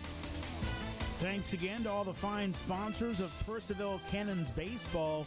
And if you'd like to become a sponsor, find out more at purcellvillecannons.com. Loudoun County, get ready. Your Purcellville Cannons are hosting the annual Valley League All-Star Game at Fireman's Field. This year's contest is a two-day event with the Home Run Derby on Saturday night, followed by the Valley League All-Star Game on Sunday. Also on the docket, a cornhole tournament, a high school home run derby, and the Valley League Hall of Fame induction. It's the Valley League All-Star Game, July 29th and 30th at Fireman's Field. Welcome back to Fireman's Field as we see a new pitcher for your Purcellville Cannons. Bauer Burkhart, hometown boy from Leesburg, Virginia, went to Tuscarora High School, now pitches for Marshall, the Herd in the Sun Belt. Cannons have had some good luck with Marshall players over the years, some real standouts, and hopefully it'll be another with Burkhart coming aboard. Excited to see what he does here as he's warming up his pitches, and they are looking really fast straight down the middle. He's looking like he can throw some strikes as we see Matthew Best stepping up to bat. Best is base both times today, hit by a pitch and a walk. Burkhart going to try and keep him off base here.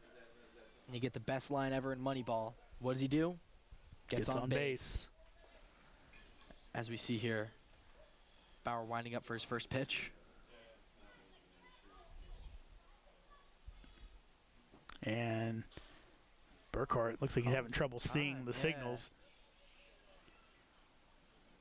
He pointed to his eyes at least, so I assume that's the question. Again, we've seen before, and now with pitch comm devices, not as big of a deal, but you would see catchers start to paint their fingernails just so their pitchers could see it easier. That tower there next to the flagpole, now winding up for his first pitch. Best inside the box.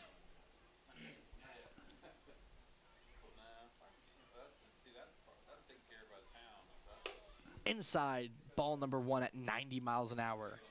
A fastball straight heat.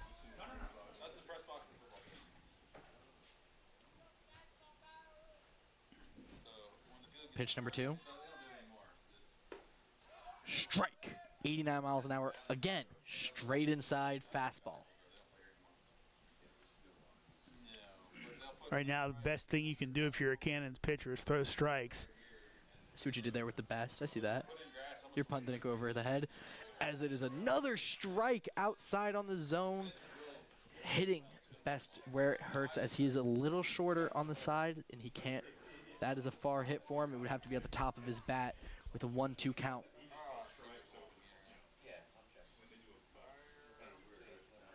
Next pitch inside, 2-2 count ball. Best a little hesitation there before he threw it, kind of varying up the delivery. But again, I think at this point, Matt Copley and Brett Fuller are just looking for guys who can consistently throw strikes after what's happened so far today. Next pitch, hit, foul ball. Gets another chance at it. It's painful to stay alive for Best as he fouled it off his foot as he limps his way back to the box. Gives himself a little stretch and he gets right back in. Very professional of him. He says, I'm making sure I'm hitting this ball. As Bauer Burkert winds up.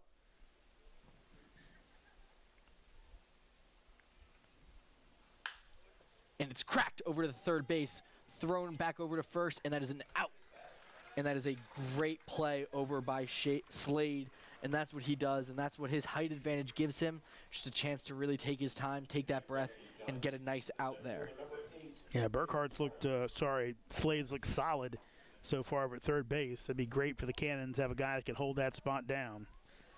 And it seems like he might be the guy to do it, as next up to bat is Jaden Brown, number 8 center fielder. Pitch number 1. Outside, 89 miles an hour, ball number 1.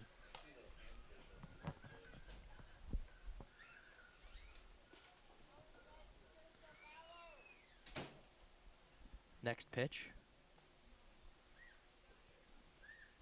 Inside, hits the, and he gets the hit. Oh, it is a slip, but luckily Burkhardt is there to get the out, and that is their third out of this inning, ladies and gentlemen. We will be right back after this short break. Valley League Baseball is back, and the Purcellville Cannons would like to thank their sponsors for the 2024 season. Cannons Baseball is brought to you by The Pub, with locations in both Purcellville and Ashburn, and Catoctin Creek Distillery in the heart of downtown Purcellville. Cannons Baseball is also brought to you by Carrington Homes, Fairfax Coin, Ridge Performance, Valley Drilling, Affinity Hair, Caseco, Lowers Risk Group, Lava Technologies, UPP, T-Mobile, Savage Pest Warfare, and Valley Energy. Thanks again to all the fine sponsors of Purcellville Cannons Baseball. And if you'd like to become a sponsor, find out more at purcellvillecannons.com. Loudoun County, get ready. Your Purcellville Cannons are hosting the annual Valley League All-Star Game at Fireman's Field. This year's contest is a 2-day event with the Home Run Derby on Saturday night, followed by the Valley League All-Star Game on Sunday. Also on the docket, a cornhole tournament, a high school home run derby, and the Valley League Hall of Fame induction. It's the Valley League All-Star Game, July 29th and 30th at Fireman's Field. Welcome back to Fireman's Field as the Gaithersburg Giants put in a new pitcher, Nicholas Carls, from Savannah Park, Maryland. Pitches at Townsend University. He is a redshirt freshman, a right-handed pitcher. and has not played any games so far. Played one or two games, I apologize, this past season. Ironically against UMBC, who we see a lot of the players for the Giants also go to UMBC. Yeah, it looks like Carl's is one of those well-traveled guys. Actually redshirted his freshman year at Morehead State, then came to Towson, got a little limited action there. And again, we're going to see more and more of that, you'd have to think, with the transfer portal and all the different things that college baseball and college sports have changed. If these guys don't get enough playing time, you might be on the move once again. Seems to be the new wave of how people play as Michael Gumpton steps up to the plate, returning to our first at-bat.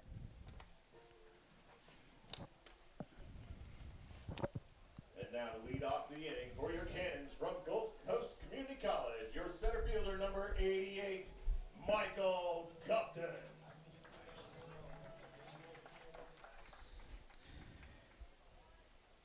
First pitch. High and inside, ball number 1. We had the fire department just watching the game in center field. Looks like they got a call. They turned the sirens on. Hopefully not too much of a distraction for our players, as that is a foul ball back for a 1-1 count.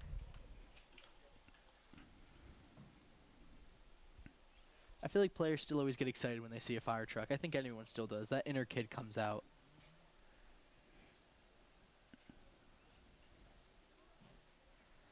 As this next pitch. Another foul ball, same exact spot, 1-2 count. See, I wasn't holding on you, but Carl's holds so long, you're kind of waiting. Is he going to throw the ball? Is he not going to throw the ball? No, I like fire engines. There's actually a picture of me when I'm like 3 on a fire engine going down Main Drag in Leesburg. I'm proud of it. Nice. Oh, and there is a hit over to the second baseman, as it is a close call, and Michael Gumpton gets there on first base, and there is that speed that we were talking about earlier. That's why he is on this team. He is the fastest player in the NCAA baseball, as now Lincoln Pack comes up to bat. Yep, you were exactly right, TJ. Infield single, and anything at this point that's not hard hit, you are going to have to get the ball over there quickly, because just so much speed from Gumpton. First pitch, Pack swings, and it is a foul ball behind. And all I think about when I see fire trucks is we used to have Santa come by on the fire truck with Frosty the Snowman, and we would chase that fire truck for about a mile growing up. And that's all I think about now, as this second pitch, I think, is going to start to come up soon. Here it is. And it is inside, and it is a strike. I thought that was a little low inside, but again, I can't see what Matt Hiddell sees there, as it is an 0-2 count. 3-man umpiring crew tonight. Normally get 2. And there we saw Gumpton trying to steal with a foul ball. Has to go back to first, unfortunately. But the speed at which he got to second, it could have been he could have hit it anywhere, and I think he was getting there. Yeah, he is going to be a weapon for the Cannons as long as he can get on base. Still an 0-2 count here for Pack.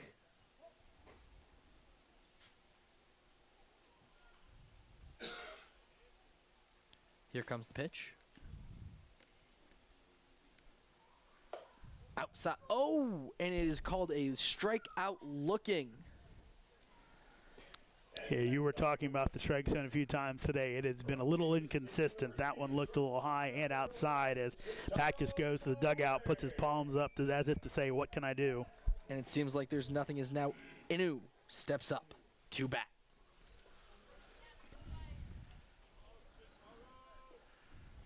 Shintaro Inu. And there's a steal over at second base. Michael Gumpton, and he gets there as the catcher throws it just a little to the right of second base. Gumpton was there before the ball was even going to be there, though. And Shintaro just looking there saying, go, run. He's excited to see it.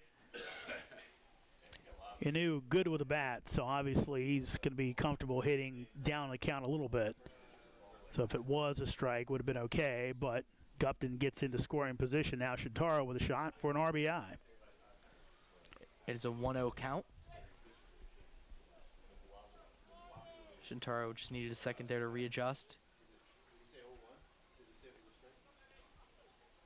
Here comes the pitch. Inside, and that is ball number 2, 2-0 count.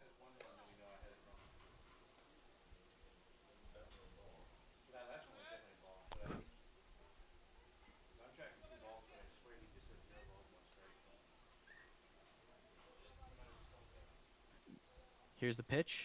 Swung, and it looks like it could be out of here. It is deep, and it is gone!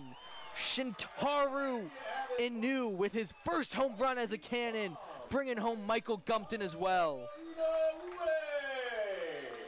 Now makes the score 6-9 at the bottom of the 4th. 1 out for the Cannons. Shintaro just got a hold of it, and again in a good spot for him as a left-handed batter. That's an inviting short porch and able to put one out to get the Cannons back within 3. Next up, David Sorg from Arkansas, and we saw he has had a hit by pitch and a strikeout looking so far today. Looking to see what he does here as the first pitch is out, and it is a strike right down the middle. Almost seems like Sorg wasn't ready for the pitch. There's the next hit, and it's fly out to right field as Sorg runs. And it looks like he could get an RBI double here. It's thrown over to second, and it is safe at second base, and it's bouncing over to third, and he will stay at second. Great little run there for David Sorg. All right, here it is, fans. Another double here at Fireman. Next up, Caleb Freeman, designated hitter. We'll see what he does next. Excited to see. And the world famous double down wing. That was David Sorg with the double down wing double. And now batting from Auburn University, the designated Auburn University, designated hitter number 99, Caleb Freeman. So far today he has had a hit and a walk.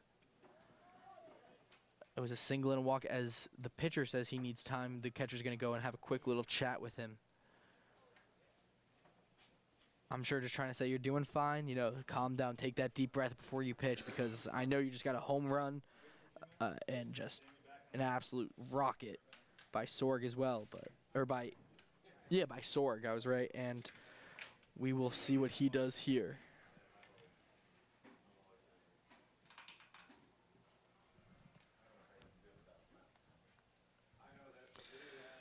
Pitcher calming down, getting ready to bat.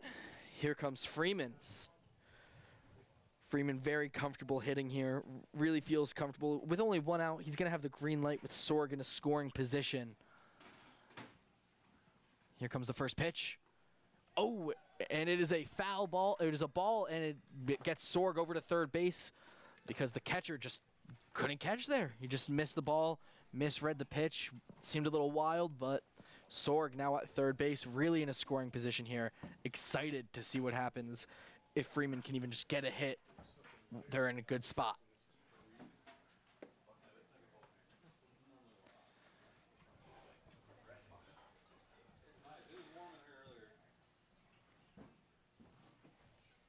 These flies try to get in here. Getting ready for his next pitch. Winds up. And it is up and over the strike zone. That is ball number 2 for Nick Carls.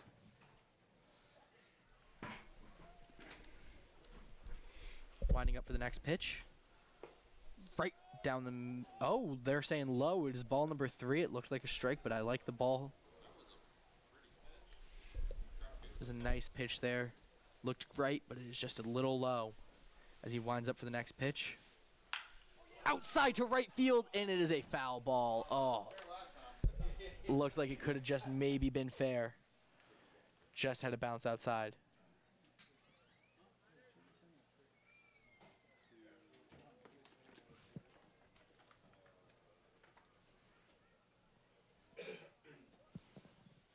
As we step up, as he winds up for his next pitch. Outside, and as a walk for Freeman.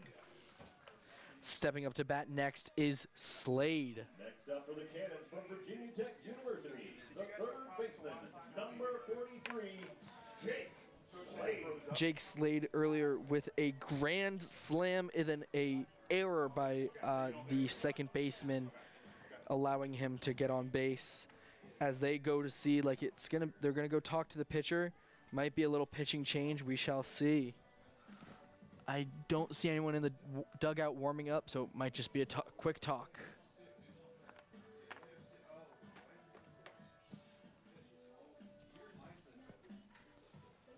Lengthy conversation. Looks like they don't want to pull him. And the other thing right here, TJ, is the fact that looks like the Cannons got a pretty full squad. I don't know how many people Gaithersburg has. We did see them come a little late, the pitching staff out for the national anthems. They may have to have guys going 2, maybe even 3 innings to get through today, with maybe some of their guys playing in regionals right now. When I went down there, I noticed that they were missing a lot of key players, a lot of players there. Seemed like it was maybe 20 guys on the team in total, maybe even a little less, as we step up here for Slade's first at-bat at the bottom of the 4th. Here comes the first pitch. There's strike number 1. So the scoreboard actually had 9-7 as the score, but it is 9-6 as the runners on the corners for the Cannons. So now it's Slade, the tying run at the plate. Here comes pitch number 2. And there's a swing, and they're calling it a strike. He tried to pull himself back, but the ump said that he just went through the plate. 0-2 count here.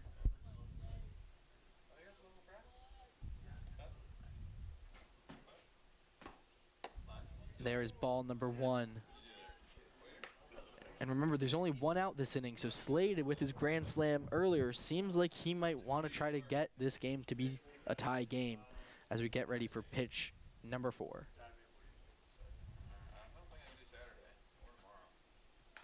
And he goes for it, and it is a foul ball behind. Still a 1-2 count. Tell you what, this is a dragging game so far, TJ. Only in the bottom of the 4th inning. We're an hour and 45 minutes in. And as expected, had a couple big innings, a lot of pitching changes so far, but has not flown by. No, it is not. As we get ready for pitch number 5, and it is a smack out to center field, which means we will get at least 1 runner in, but it looks like we will get a man at first and third with another run in, making this score 7-9 with a great at-bat for Slade, putting Sorg and Freeman on third. Heck of a debut for Jake Slade. Already 5 RBI in this one. And the inning continues for the Cannons as Furcall will look for a little redemption.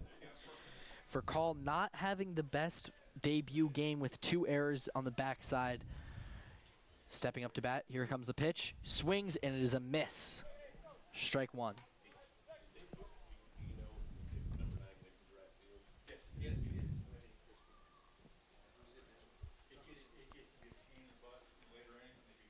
Pitcher trying to speed up his catcher's signs, it seems like, as he winds up for this next pitch.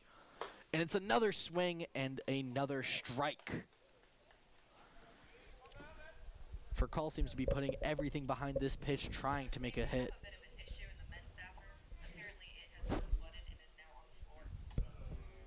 Next pitch, and it swings, and it is a foul ball to right. One of the lucky fans might get it. Just a little too far, fortunate for them. 0-2 count with 1 out still at the bottom of the 4th.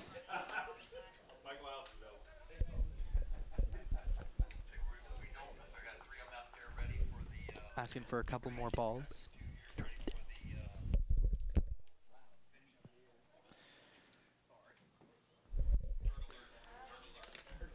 Furcall looking to make up for his lackluster debut game so far.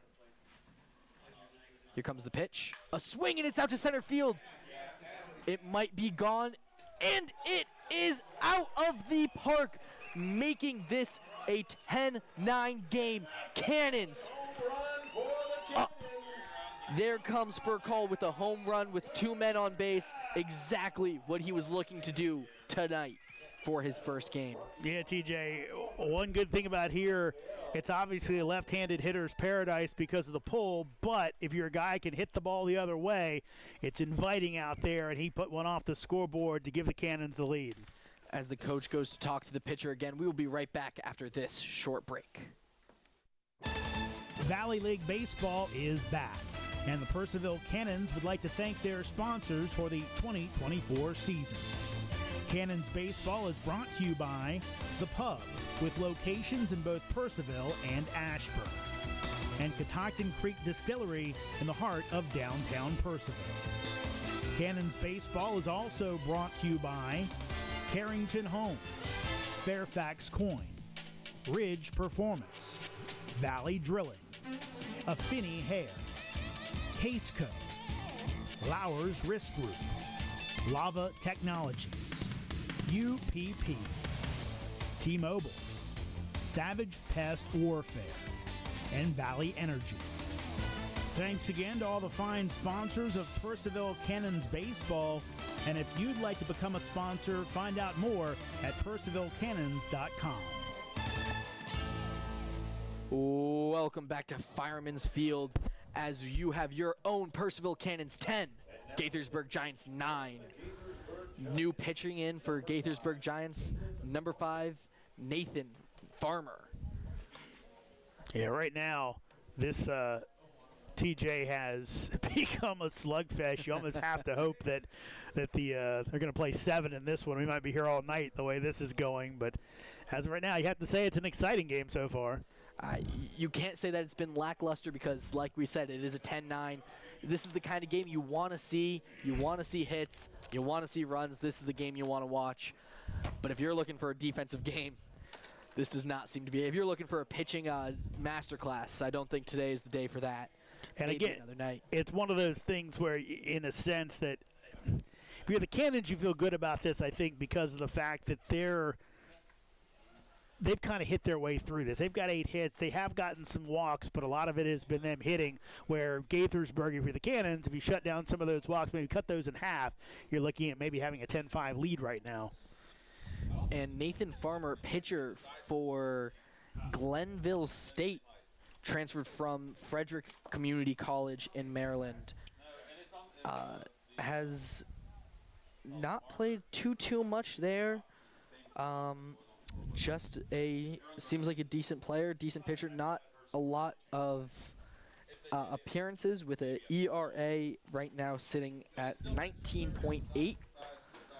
But again, not a lot of appearances. You can't judge his ERA just based off that. He's going up against some hard hitters as we see Jay Smith come into bat for our first player as he's still warming up. Nathan Farmer taking his time, wanting to make sure that he is ready, because we can see that these guys know how to hit on the Cannons. Yeah, you said he went to Frederick Community College? Yes, sir. Yeah, he was up there, and Justin Akal, really good Cannons player, was at Frederick for a while. Had a couple really good teams that went to the JUCO World Series.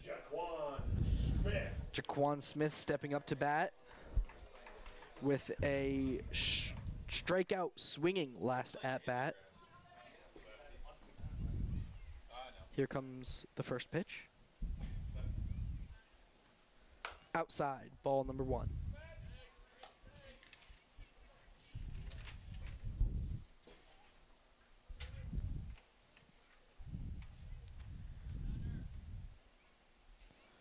Winding up.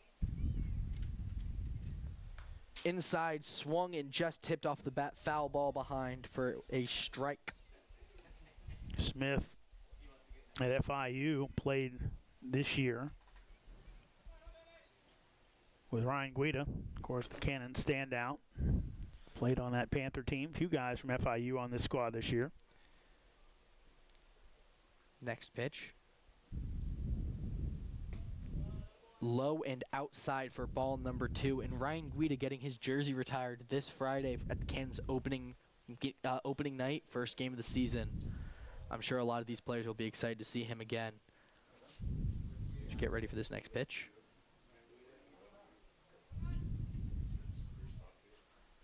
Swung, and it is a miss. Strike 2, count 2-2. Again, still only 1 out this inning. 6 runs with 1 out.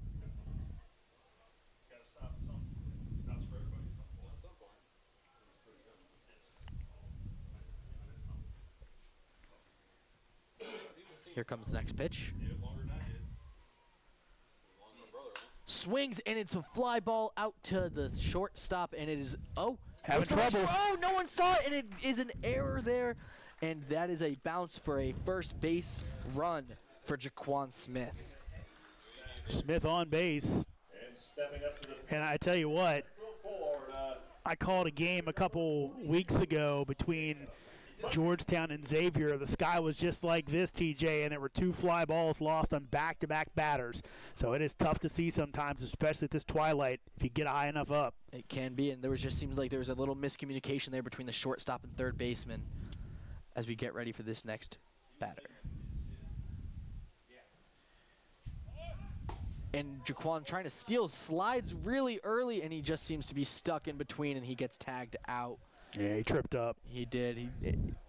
Unfortunate to see. I hate to see a player get lost in his own way trying to steal the base there. But it is. I think he's given the green light to do so. You know, we have 1 out with 6 runs this inning. We're okay with giving that up as McKenzie is in the box with a walk and a strikeout swinging in this game so far today. McKenzie in the box as this next pitch comes. 0-1 count.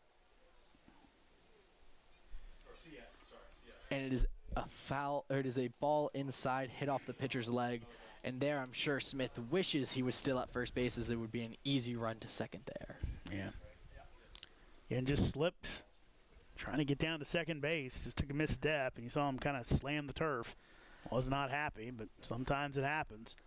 Happens when you're that lengthy, I think. Well, also today it was a wet day. I know they had the tarp down likely. All day, the tarp was down, yes, sir. As we get ready for this next pitch. Outside, ball number 2.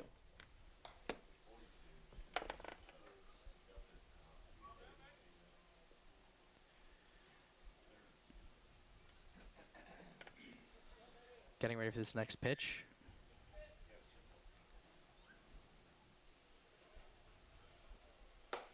Outside, ball number 3. 3-1 count with 2 outs here.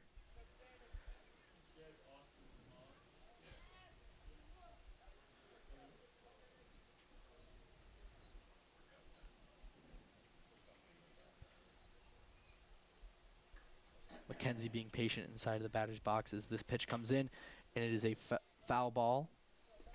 Full count here. Really interesting at the plate. McKenzie with his top hand, he has his pointer finger out, which I believe when he swings it all comes together. He grips the bat, but while he's just keeping it kind of ready to go and relaxed and loose, keeps that pointer finger out. Actually on both hands, both looks hands, like. yeah. I didn't know that was wow. Interesting. As we get ready for this payoff pitch. It is a swing, and it is a ground ball out to the second baseman. He cleans it up and throws it over to first. Oh! Safe, pulled him off the bag. No, there was an out. It was just, was it? Oh, no, you're right. It was safe. Wow, he pulled him off the bag. It was hard to see what the ump was doing on that corner over there. Hard to see from this angle. So that should be another error. number 32. It will be. So, Yep. error on the second baseman. And the Cannons are now batted around. And now we are going to a new player in, Austin Wallace from North Central Texas College, a junior, standing at 6'2" and 180 pounds. Let's see what he has to do at his first at-bat.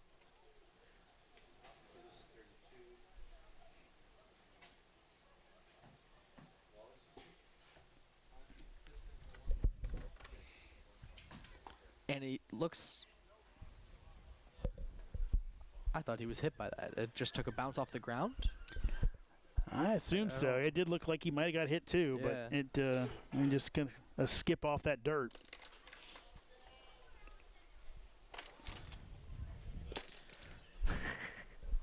As Austin Wallace has a 1-0 count for his first ever at-bat with the Cannons. And a strike called while it was outside of the... It was an outside on the plate, but it was inside the strike zone, I guess.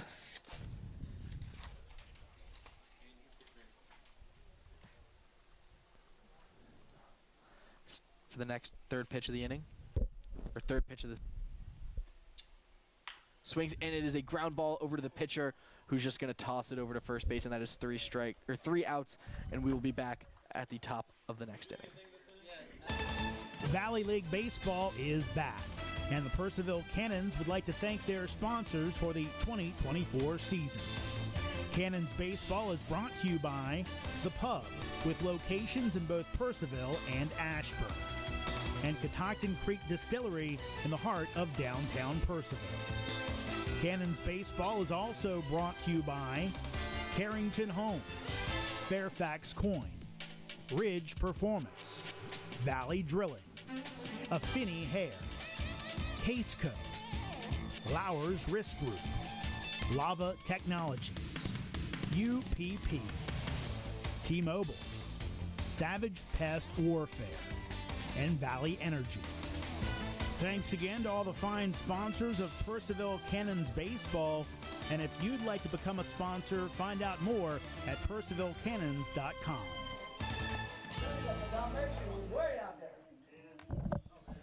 And welcome back to Fireman's Field as we have the Purcellville Cannons leading 10 to the Giants 9.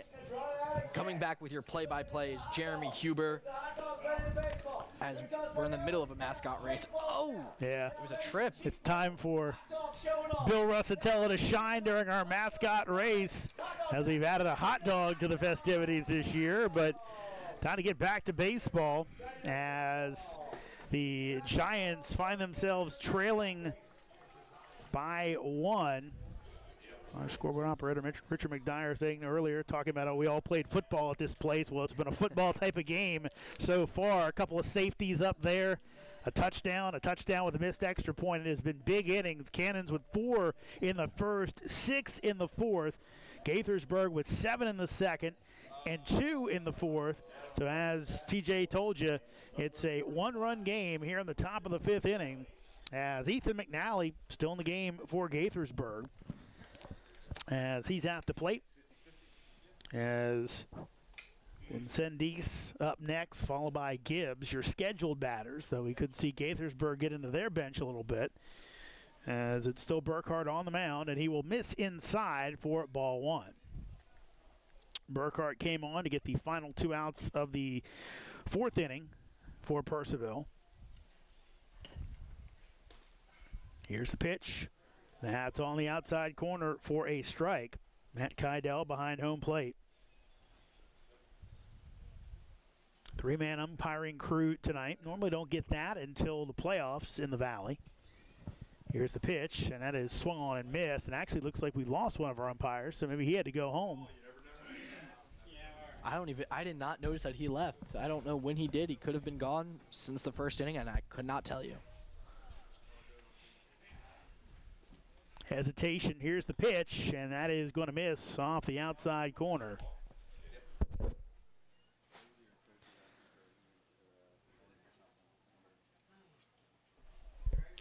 Here comes a 2-2 pitch, as that'll be fouled back. So hopefully nothing serious, but one of our umpires gone in this one. So And Ethan McNally with a strikeout swing earlier and a hit over to second baseman with an out at first at his second at-bat. For his third at-bat, we shall see. So Burkhart, long wait, and now time called. Again, a lot of these guys play with pitch clocks. Seems like we have that normally enforced here. A little slower today, though. 2-2 pitch. That'll miss up high. Burkhart trying for that little hesitation delivery. But as long as you got to be able to hit the plate if you do it. And he's getting heat on those throws. He just is not getting the control he needs to get it over the plate. Here's the 3-2. That'll be hit out to Slade at third base. Fields throws over, and that is in time, as Sorg able to grab it and stay out of the way for out number 1. And that seems to be what they are good at here at Cannons Baseball, grounding it out and getting it over to first. And I don't think I've seen Soren make a bad play tonight. I think every at-bat he's been good, and every time he's gotten the ball, it seems that he's been making that out, making that nice stretch for a catch. So the number 9 hitter, Tanner Vincendis, at the plate, and I'll be fouled back for strike 1. Vincendis out of East Stroudsburg. Talked about that before, out of the PSAC Conference, Division II, Powerhouse Conference in D2, which actually is added. It was the Pennsylvania State Athletic Conference, but it has added one team, Shepherd College, now in that league, as that is in for a strike. Shepherd well-traveled, been a few different spots. And just a beautiful pitch coming in right on the corner there. 0-2 count. Burkhart with the delivery, and that will miss up high for ball 1. Top of the order coming up, Casey Gibbs. Here's the 1-2, and waved at for strike 3. So Burkhart starting to hone in a little bit, as he has retired all 4 batters he's faced for Gaithersburg. And now Matt Copley will come out, and we will have a pitching change as the Cannons will bring in another pitcher. Up 1, 10-9 here in the top of the 5th inning. Actually, they may not. Now they're going to wave him along. So Burkhart's going to go off. He was waiting. And we'll tell you who the new pitcher is in just a second. Cannons up 10-9 here in the top of the 5th. Valley League Baseball is back, and the Purcellville Cannons would like to thank their sponsors for the 2024 season. Cannons Baseball is brought to you by The Pub, with locations in both Purcellville and Ashburn, and Catoctin Creek Distillery in the heart of downtown Purcellville. Cannons Baseball is also brought to you by Carrington Homes, Fairfax Coin, Ridge Performance, Valley Drilling, Affinity Hair, Caseco, Lowers Risk Group, Lava Technologies, UPP, T-Mobile, Savage Pest Warfare, and Valley Energy. Thanks again to all the fine sponsors of Purcellville Cannons Baseball. And if you'd like to become a sponsor, find out more at PurcellvilleCannons.com. New pitcher on the hill for the Cannons. It's Charlie Krebs, the 6'2", 215 freshman out of Purcellville. So another local product headed out to Marshall, as Krebs will look to take the ball from his Thundering Herd teammate and finish off this inning, as the Cannons with the 10-9 lead here in the top of the 5th inning. Slow-moving exhibition game tonight. But the Cannons, after digging themselves a hole after getting off to a great start, back in front. And Krebs will look to keep the lead in the camp of the Cannons.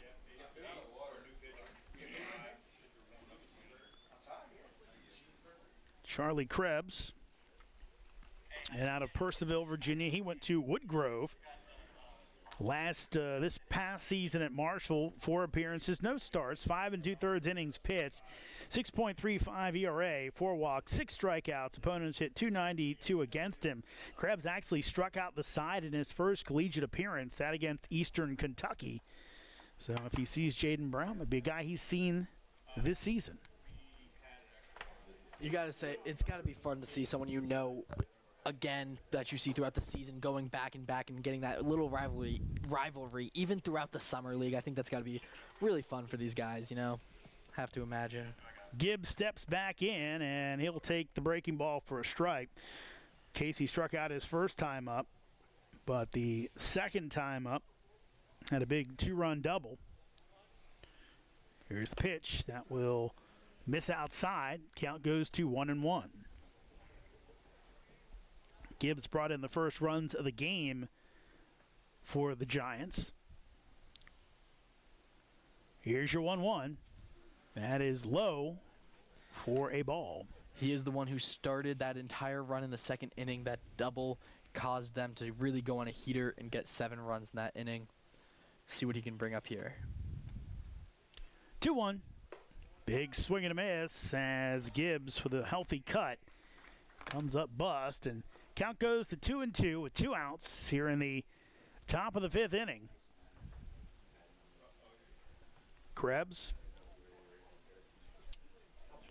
delivers. That is going to miss as Krebs and a few of his infielders were doing the 3-step, as in 3 steps off the field because they thought it was strike 3.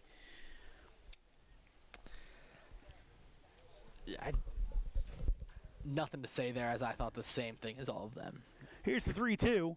Breaking ball. This time it's called strike 3 as Gibbs goes down looking for the 3rd out of the inning. We head to the bottom of the 5th. Cannons up on Gaithersburg, 10-9. Valley League Baseball is back, and the Purcellville Cannons would like to thank their sponsors for the 2024 season. Cannons Baseball is brought to you by The Pub, with locations in both Purcellville and Ashburn, and Catoctin Creek Distillery in the heart of downtown Purcellville. Cannons Baseball is also brought to you by Carrington Homes, Fairfax Coin, Ridge Performance, Valley Drilling, Affinity Hair, Caseco, Lowers Risk Group, Lava Technologies, UPP, T-Mobile, Savage Pest Warfare, and Valley Energy.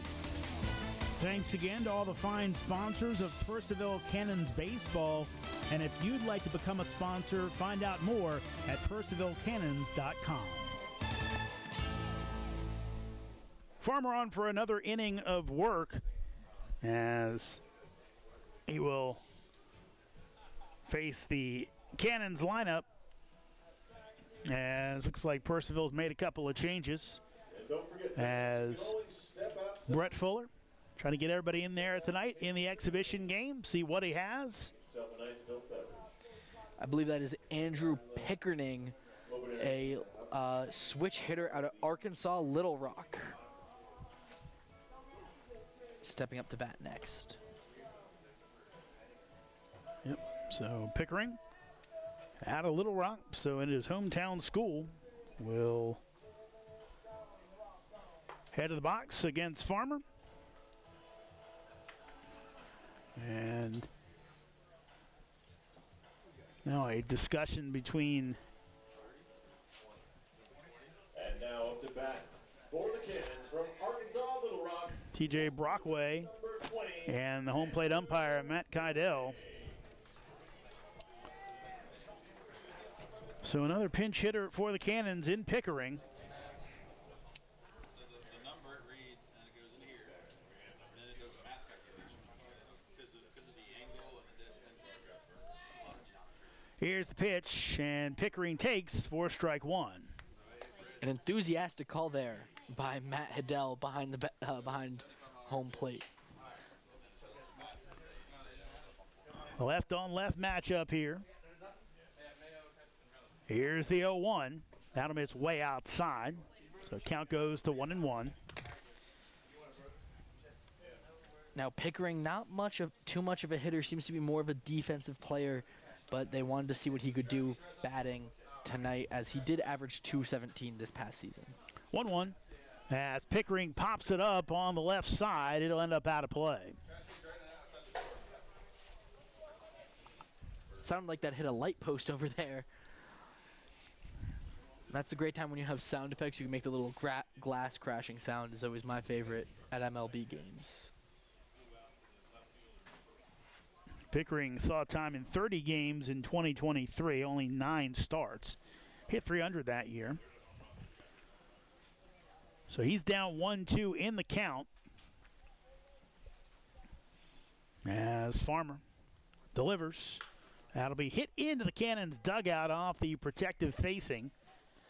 Couple of 2 steps out of the way to avoid the direct shot. Aiden Adams getting out of the way of that one.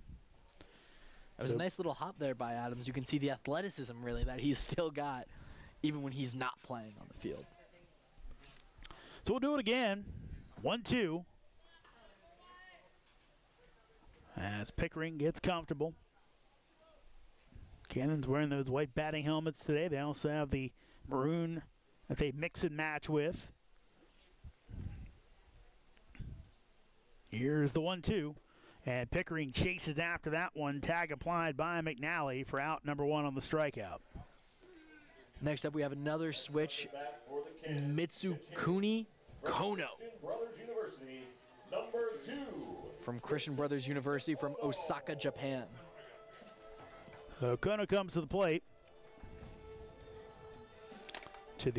I believe, this is the entrance music for a pro wrestler. And it escapes my mind right now. I wish I could help. I'm not much of a wrestling guy. You know, I haven't had a partner who has been a wrestling guy, and I've been doing this since 2016. Here's the pitch. That's going to bounce as Kono brings the bat back for ball 1. Shinsuke Nakamura came to me. Wish I could help and that's okay. I got it on my own. Don't worry about it. Proud of you. Kono from Christian Brothers University in the Gulf South Conference in Memphis, Tennessee in Division II. Here's the 1-0. Kono takes up high for ball 2. Kono always been said to be a patient hitter. I was talking to Coach Ridge and said this kid knows when to swing and when to wait. Farmer delivers. Kono takes on the inside corner for strike 1. Kono also played in California at Sierra College. Saw some time in the Independence League. While there, his coach said he is a textbook defender. That is a quote. So good to have a good glove around here for Purcellville. Kono swings through for strike 2, evens up the count at 2-2 with 1 out here in the bottom of the 5th inning. Cannons leading at 10-9 after a big 1st and 4th inning. 4 in the 1st, 6 in the 4th to counteract that big 7 spot by Gaithersburg in the 7th. Here's your 2-2. That's fouled away, so Kono stays alive.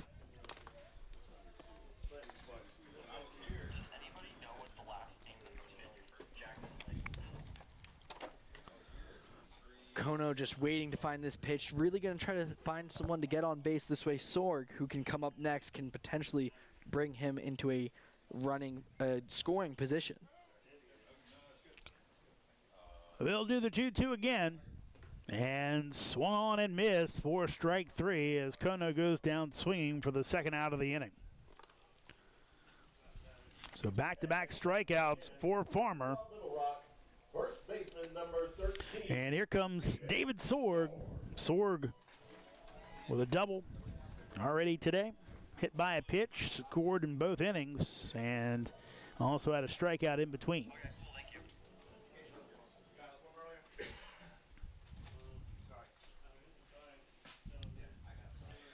Cannons opening night on Friday as they welcome in the Winchester Royals. Here's the pitch. That will bounce in the opposite batter's box for a ball. Kind of crazy early on, TJ. Cannons, not the first week, or half week I guess it is, but the first 2 full weeks of the season, Cannons will play 4 home games in each. I mean, they're getting rid of the home games early because they know Purcellville draws a crowd. They love their Cannons, and they want to see everyone show out early. 1-0 pitch, big swing and miss as Sorg swinging for the downs on that one. That's the one thing you kind of feel a little bad about is that crowds are good, but they're even better after kids are out for summer in school. So a big chunk of the Cannons games will be played while kids are still in school. 1-1, and that's right down Broadway for strike 2. I believe they're playing 8 out of their 20 home games in the first 2 weeks, which it is sad to see, but we will have at least another 12 home games for all the fans to come and enjoy. Farmer has the advantage in the count at 1-2 with 2 outs. Long hold and delivers. Kono takes high and inside. Sorg takes high and inside. And who knows, maybe more firemen show up in the outfield and just sit and watch the game. It's always fun to see. They're over here a lot. We'll see him a couple times. Have the big flag out in left center field. It is, after all, Fireman's Field. 2-2 pitch. That is popped up on the infield. Could be trouble, but getting over the third baseman, Gibbs, will make the catch as he falls to the ground for out number 3. So a pair of scoreless half innings back-to-back. It's still Cannons 10, Gaithersburg 9. Valley League Baseball is back, and the Purcellville Cannons would like to thank their sponsors for the 2024 season. Cannons Baseball is brought to you by The Pub, with locations in both Purcellville and Ashburn, and Catoctin Creek Distillery in the heart of downtown Purcellville. Cannons Baseball is also brought to you by Carrington Homes, Fairfax Coin, Ridge Performance, Valley Drilling, Affinity Hair, Caseco, Lowers Risk Group, Lava Technologies, UPP, T-Mobile, Savage Pest Warfare, and Valley Energy. Thanks again to all the fine sponsors of Purcellville Cannons Baseball. And if you'd like to become a sponsor, find out more at purcellvillecannons.com. Top of the 6th inning as the Cannons still with the 10-9 lead. Jeremy Hubert, TJ D'Onofrio with you as it is got a little cold out here. Kind of temperature dropped early in the day when it was raining, and it's kind of stayed that way. Actually warmed up when the sun came out before the game, but definitely getting down into the low 60s, which is not summer ball type weather, but it's also still May, so that happens. And honestly, I think it was last year, a couple years ago, we actually had pretty good weather early on in the season. And I have to assume that, as the season goes on, it's just going to be warm all season long. And I'm excited for that because right now I wish I brought an extra pair of pants so I could stay warm right now, as there is a new pitcher, or new batter. Apologize. So new batter at the plate, Colin Gibbs. I wonder if there's any relation to Casey. Giants, number 29, Colin Gibbs. And they're both from Olney, Maryland, so I'm going to assume yes. Love to see it. Here's the pitch, and that is going to be in there for strike 1, as after getting the final out of the inning, Krebs stays on and delivers, and Charlie misses up high for ball 1. Count goes to 1-1. As you'd expect in a exhibition game, my scorebook getting a lot of work when it comes to the pitcher's column. 1-1. That'll miss outside for a ball.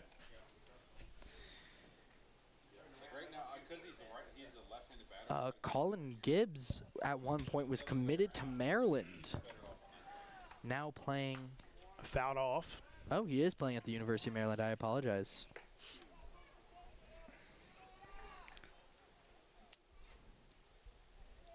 So count it 2-2.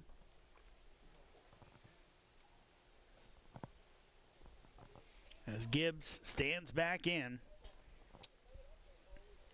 Here's the pitch from Krebs. That's fouled off again by Gibbs.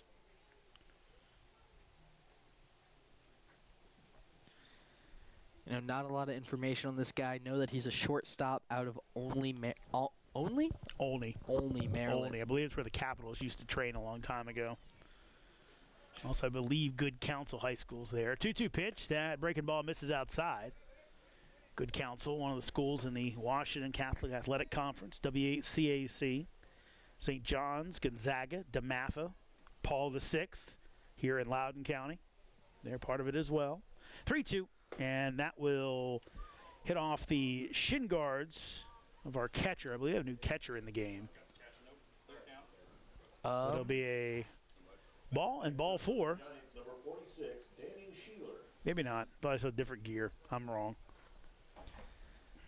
I think they just gave him fresh gear. I think the other one might have been No, I'm pretty sure I see it wrong.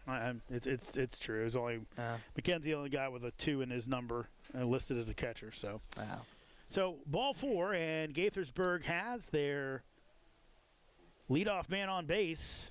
And Colin Gibbs says Sheeler at the plate. Sheeler fouls one right back at us. So again, if there was no window, if there was no net, no Yeah, window there. You can catch that one if you want. I'm going to dive out of the way. I'm too old for that. I'll bring a glove next time, you know? Be nice and prepared. Well, the netting's there. You don't have to worry about it. I'll talk to Coach, see if they can take it down for us, you know? 0-1. That is going to miss low. I'll tell him Jeremy really wanted no netting there, and he was begging for it. He really. knows me better than that, so that won't be happening. This is no interest in that. 1-1 count. Here's the pitch. Whiff by Sheeler, and he's down 1-2.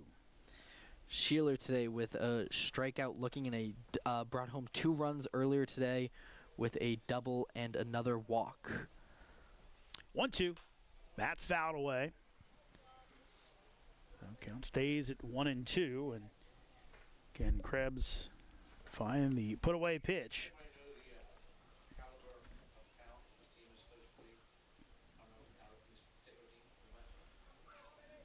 Krebs looks over at first base, and Gibbs and delivers the 1-2. That's hit out to right center field. It's going to stay in the park. It sounded better than it actually was hit as the catch is made for out number 1. That's Smith out in right field now. Next up for the Giants, number 24, Hunter Stevens. Here comes Hunter Stevens. Stevens had a big 2-run homer back in the second inning, part of that big 7-run frame. And then I believe he had the other home. He brought a home run with a 2-runner in the bottom or Pitch the top outside for a strike, excuse me. And I believe he was the other home run in the 4th inning as well. He did. 2-home run night for Stevens. Here's the 0-1 pitch. Breaking ball bends in for a strike. So count goes to 0-2.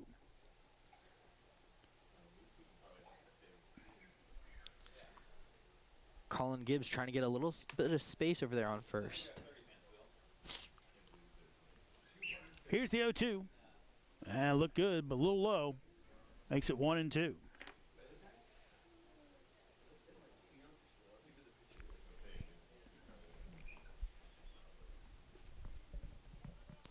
And trying to see here if he can keep his streak alive.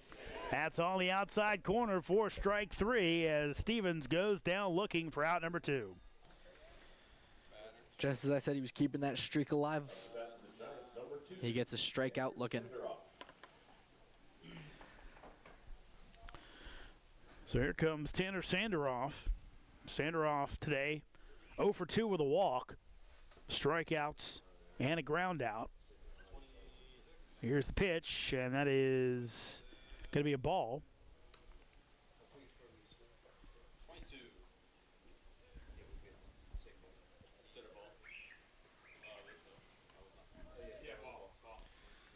Here's the 1-0. That's on the outside corner for a strike. So far, Krebs has done what you would like him to do, be around the plate. Krebs is showing up here saying, I need to be considered one of these pitchers that you're going to have playing every... 1-1 bends in for a strike. He wants to be playing every couple of nights. He wants to be in the rotation, and he is proving that he deserves that tonight. Krebs threw the first individual no-hitter in school history at Woodgrove and looking unhittable right there as Sanderoff waves at that one. Krebs sets him down as he works around the leadoff walk. We head to the bottom of the 6th. It's still Cannons 10, Gaithersburg 9.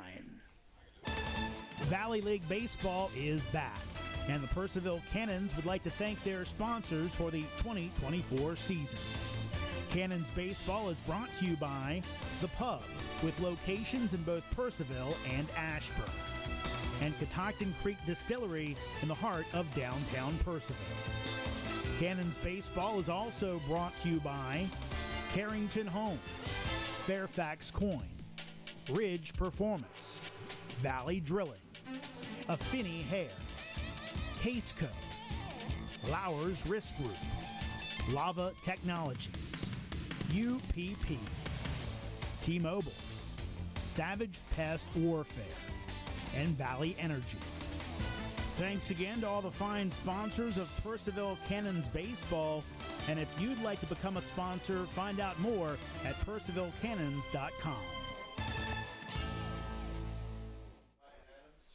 New pitcher on, it's Wyatt Adams, the 6'3", 220 right-hander out of Seattle, Washington, and Whitman College. So Adams will come on as he is the 6th pitcher of the night for Gaithersburg.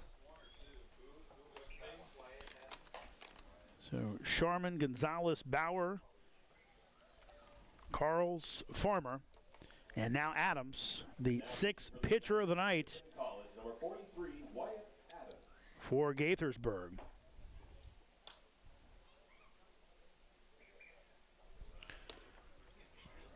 So Adams, right-handed hurler. And we'll look to keep this as a one-run game as we're at the 2.5-hour mark, only in the bottom of the 6th inning.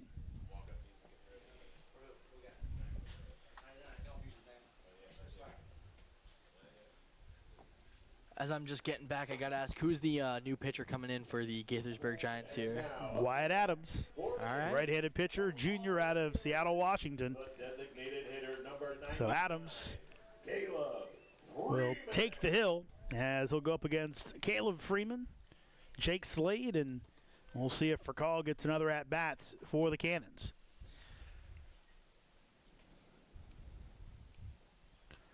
Adams comes set and delivers, and that'll miss outside for ball 1.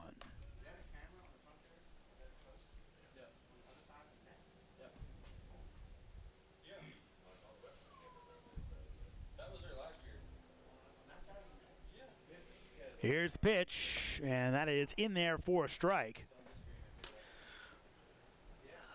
Freeman today with 2 walks and a single, I believe, if I wrote that correct.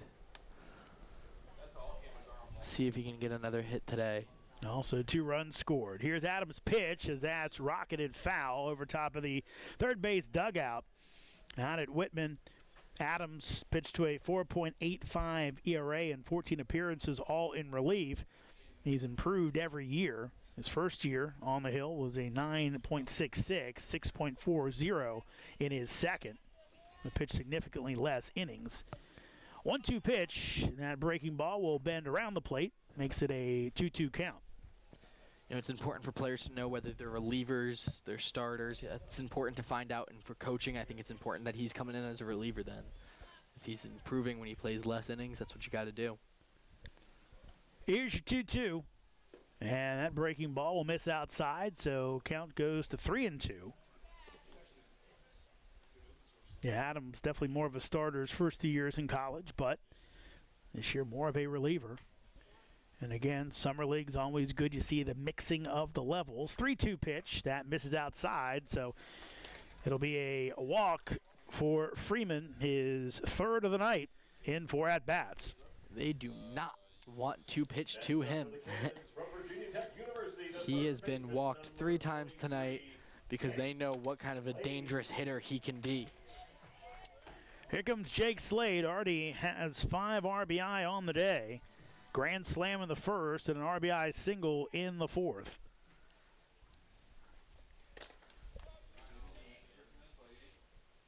Here's the pitch. That will miss up high for a ball.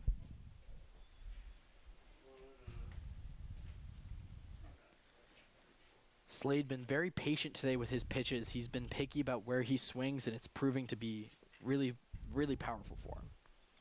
1-0. Slade takes. That one catches the top of the zone for a strike. 1-1 count. 10-9 lead for the Cannons here in the bottom of the 6th inning. In a slow-moving game here at Fireman's Field. Furcall is on deck. Runner goes. Breaking ball in for a strike, throw down, and in safely is Freeman with the stolen base. And you love to see that out of a DH. Not only someone who can hit, but someone who can run. Stealing bases is not something that a lot of DHs are known for, but here's Freeman saying, I can do everything you need. I can run, I can hit. It's what you want to see out of a good player.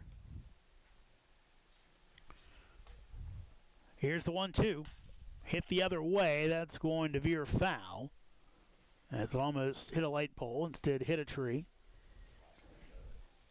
Yeah, Freeman, of course, a catcher at Auburn, so even better. Got a catcher stealing bases.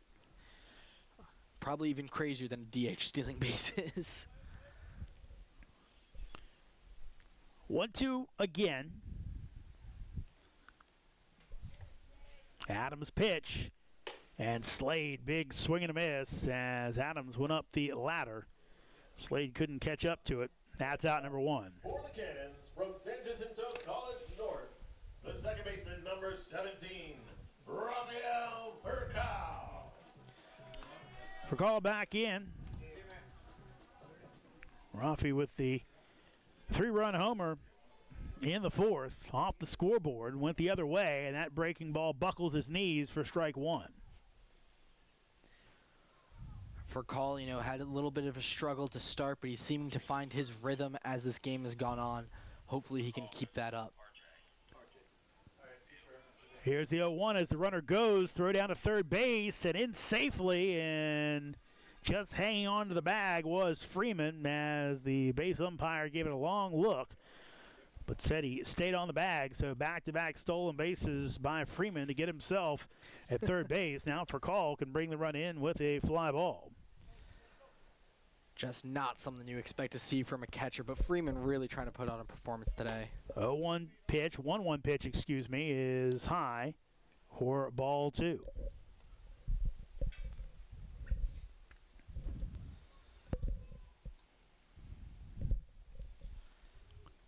Adams delivers, and Purcell goes chasing after that one for strike 2, way out of the zone. RJ really wanted that hit. You could see he just even wanted to get a fly ball even out to center field just to bring the runner home, it looked like. Just any contact is what he's looking for here. Here's your 2-2. That'll be out to center field. Might not be deep enough to bring in the runner. It's going to bounce in. Falls in front of the center fielder. And a run scores on a bloop single by R.J. Purcell as the Cannons increase their lead. It's now Purcellville 11, Gaithersburg 9. Cannons from Florida International University, right fielder number 9, Jaquan Smith. I mean, just a beautiful little fly ball out there to center field. I did not think that it was going to fall. I thought it might have been an out, but they seemed to have a little miscommunication there in the outfield. Might have been hard to see with the lights as we got another runner in with someone on first. Here's Smith, and Jaquan takes up high for a ball. 1 out. Cannons up 11-9 on the RBI single from Purcell. And Smith, already his third bat. He came on as a pinch hitter back in the 3rd inning. Runner goes. In for a strike. Another throw off the mark as Purcell slides in safely for the stolen base. McNally really struggling with some of that long throw to second. He's just throwing a little bit to the right every time now. It's making the Cannons really want to steal that second base. Big lead by Purcell off second. Here's the 1-1, and that'll be fouled off by Smith. He goes down 1-2. No batter on deck right now. We'll see who the Cannons go with. Actually, no, it's just chasing the ball, I should say. It's still McKenzie, yeah. Just going to get the fly ball.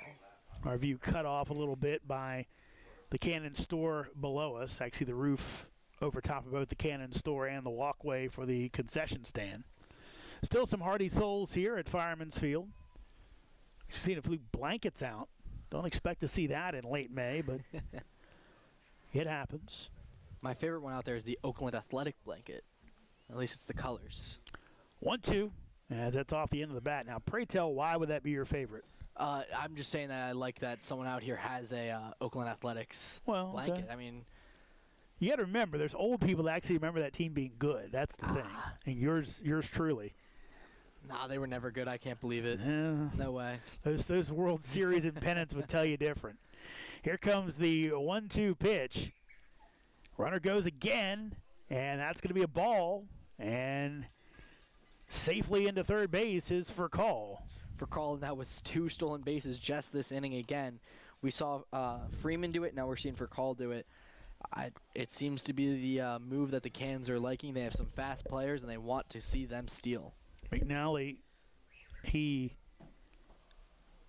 got the home plate umpire to appeal and said no swing. So count goes 2-2. Runner at third base. Again, sac fly is in play. Adams delivers, and Smith does not chase. Again, an appeal, and again with the field umpire basically behind the pitcher's mound. Not a really good view anyway. So count goes full at 3-2. 1 out. Cannons up 11-9 here in the bottom of the 6th inning. As at the 2-hour 40-minute mark. Here's the pitch. That is again low, and again Smith holds up. So a base on ball for Jaquan Smith. He reaches base for the first time, second time tonight. Made it earlier, but got thrown out stealing when he stumbled coming off first base. Here's McKenzie. Hopefully has a little bit better grounding if they're trying to steal again, because as we've seen that they seem to be liking the steal. As for call is on third and Smith on first. Runner goes, and McNally trying to get it into his throwing hand, just dropped it. So now the Cannons with 2 runners in scoring position. And for call looked like he was thinking about stealing home when he dropped that ball, but he stayed back a little bit and decided not to run.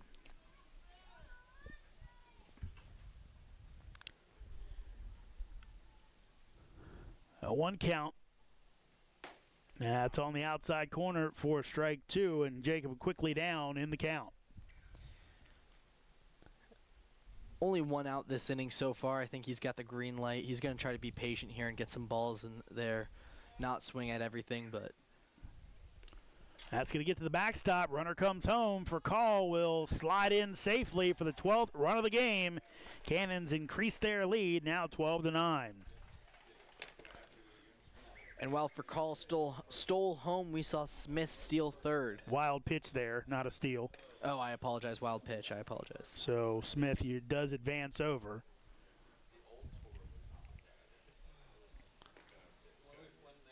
So 3-run lead for the Cannons. Here's the 1-2. That's hit the other way. That's going to be through for a base hit. Good piece of hitting. And that will bring in Smith for the 13th run. RBI single for McKenzie. And the Cannons now lead at 13-9. Next up for the Cannons, from North Central Texas College, number 32, Austin Wallace. And we'll get a call to the pen, as Austin Wallace will greet the new pitcher when they come out. I believe we've got a call to the pen. As a meeting at the mound, and what has been a high-scoring ball game. Gaithersburg, and actually will not be a call to the pen. We will leave Adams out there as he'll try to get out of this inning as the Cannons bats have started to come alive. I don't know if they have any other pitchers back there. I think I see some folks warming up, so they do have some more arms left. But at this point, it is a exhibition game, so you are more than willing to go ahead and let guys pitch out a jam, see what they can do when it counts starting this weekend. I'm just blocked by the netting there. I can't see if they're warming anyone up. I'll have to trust your word. Throw over, and back in safely is McKenzie as Austin Wallace in. He came on as a pinch hitter in the 4th inning.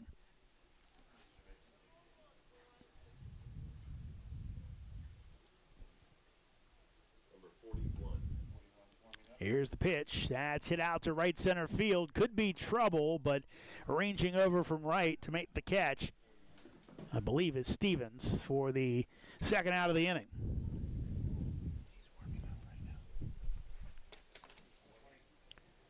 So fly out. Next up for the Cannons from Arkansas Little Rock, left fielder number 20, Andrew Pickering. Now here comes Pickering. Pickering came on as a pinch hitter in the fifth for Lincoln Pack. Adams delivers. Breaking ball in there for a strike.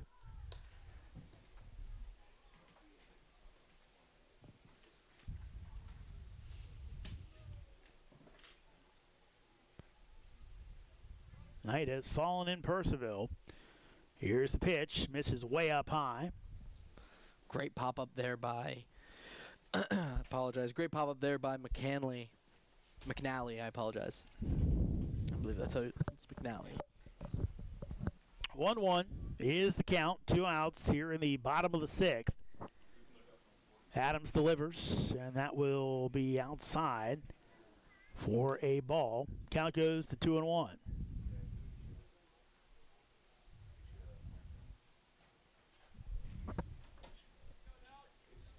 So 2-1 counts. Here's the pitch, and big swing and a miss by Pickering for strike 2. So count goes even at 2-2.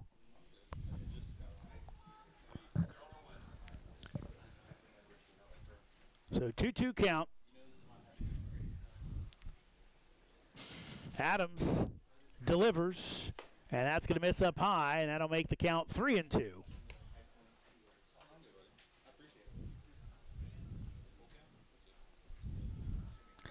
So payoff pitch coming up. McKenzie will be off on the pitch. Here it is. And that'll be bounced. Could be a tough play. Coming up and booted as Powell came up. Excuse me, not Powell in there. Second baseman come up to make the play and boots it. Gibbs, I believe, came in as the pinch hitter, and it will be an error. So 5th error of the night for Gaithersburg, and the inning continues for the Cannons. Colin Gibbs, you know, coming in as that pinch hitter, you really wanted to see something better out of the guy coming from University of Maryland. Brother on the team, you thought he was maybe going to get something nice there, but just a easy little cleanup there and just slipped the ball right through his fingers. Here's Kono, and Mitsuki will take on the check swing for strike 1.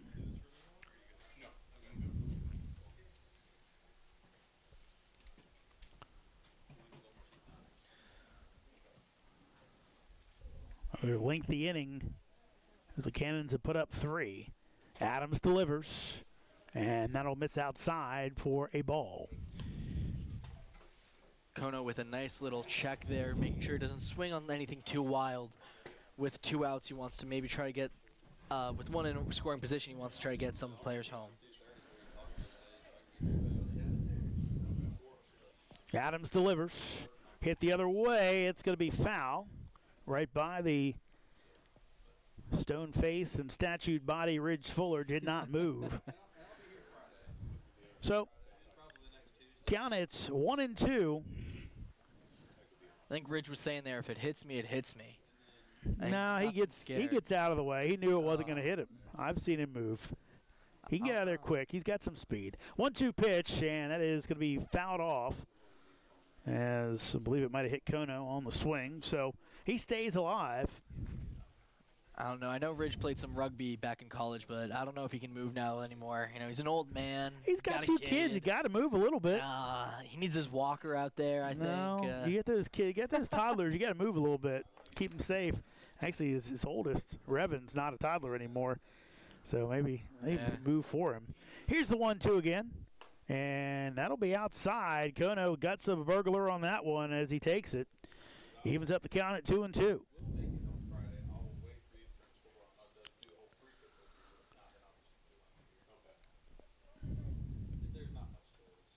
Sorg warming up behind Kono. 2-2. And that'll be a dribbler, could be trouble. Adams Fields throws over, and he'll hold it. He eats it, puts it in his back pocket as the Cannons, the inning continues. An error before and a dribbler there. And now the bases are loaded as the Cannons lead it 13-9 here in the bottom of the 6th. And I'm feeling a little deja vu here as Sorg is stepping up to bat, having everything coming up for him, hit by pitch. I feel like he could really get a nice hit. He's had some good hits. He's had a double. He's got some players in today. I don't know. We might see our second grand slam of the night. Adams delivers. Sorg fouls it straight back. He was on that one for strike 1.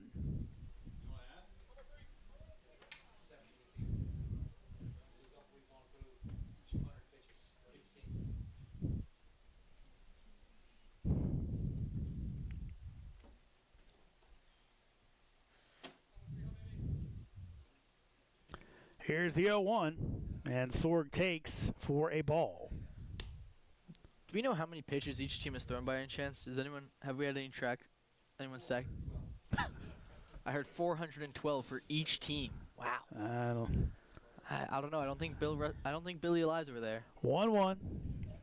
That is going to miss outside. It is not the Russatella Sports Bureau, that's for sure.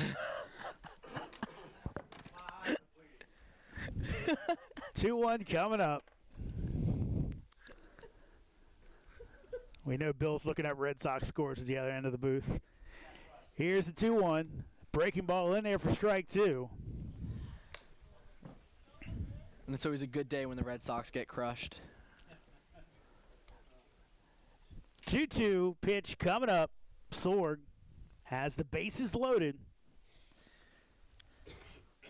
Adams delivers. And Sorg rips it out in the right field. That's going to be down for a base hit and maybe extra bases. 1 run is in. 2nd run is in. Sorg headed around. Runner coming around from 3rd. And it is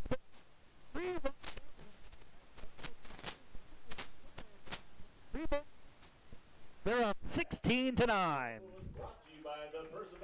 And the Cannons have again batted around. And Freeman, after getting walked and then 2 stolen bases, getting back up to the bat.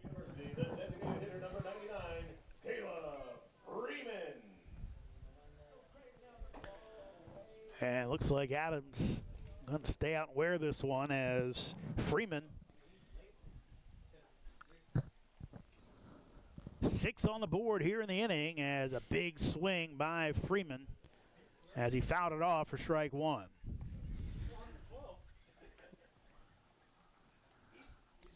Freeman so far today has reached base every single time, a single and 3 walks. He scored 3 times. Adams delivers, and that's going to be hit to second base. Should end the inning as Gibbs fields and throws over for the 3rd out. But the Cannons with 6 on the board, they now lead it 16-9 as we head to the top of the 7th inning. Valley League Baseball is back, and the Purcellville Cannons would like to thank their sponsors for the 2024 season. Cannons Baseball is brought to you by The Pub, with locations in both Purcellville and Ashburn, and Catoctin Creek Distillery in the heart of downtown Purcellville. Cannons Baseball is also brought to you by Carrington Homes, Fairfax Coin, Ridge Performance, Valley Drilling, Affinity Hair, Caseco, Lowers Risk Group, Lava Technologies, UPP, T-Mobile, Savage Pest Warfare, and Valley Energy. Thanks again to all the fine sponsors of Purcellville Cannons Baseball. And if you'd like to become a sponsor, find out more at purcellvillecannons.com. Welcome back. Top of the 7th inning. New pitcher on the mound to tell you all about it is TJ D'Onofrio. Pleasure to be here in the bottom of the 7th as we continue this long game. Nick Gravel from Keystone College. He is coming in as our reliever today as a right-handed pitcher, about 6'2". He's a heavy or not a heavy hitter. I mean, he's a tall man. He's here to get those strikes. He's trying to just get the ball over the plate, as that has been the game plan every single night for each pitcher tonight. Hopefully we can get some of that. His ERA this past season was just 6 and about 15 appearances with 0 starts. He's a reliever. He comes in. He has 1 win and 1 loss. We're excited to see what he does here tonight.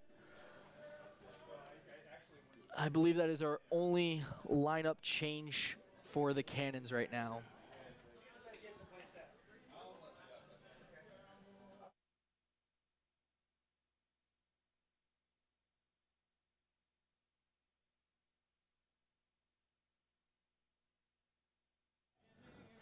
And it has been a long, grueling game for the Cannons and for the Giants, as the Giants are a little short-staffed here, it seems, as we are just in the top of the 7th. As Bill Russatel is yelling at some of the fans, giving them good cheers, I believe, saying goodbye to some of the diehard fans who show up every game.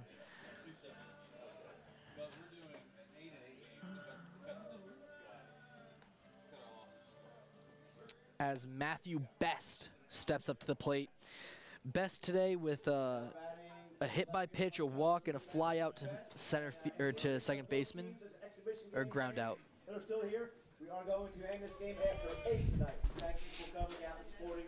We are ending this after 8 tonight, as we have just heard. As the first pitch is thrown, oh, and it is inside, a little wild here by Gravel. Yeah, the poor folks from Gaithersburg, they want to get back home. That's going to be a drive for them. It's about, what, 2-hour drive from here? No. If there's no traffic, it's probably about an hour-ish, maybe an hour and 15, but that's the problem. You get traffic on the Beltway. I can't imagine there's going to be traffic at, what, 10:30, You would 11? be surprised. Second pitch as it's just swung at, and it is tipped off foul. Count 1-1. 176 pitches for Gaithersburg so far today. Wow.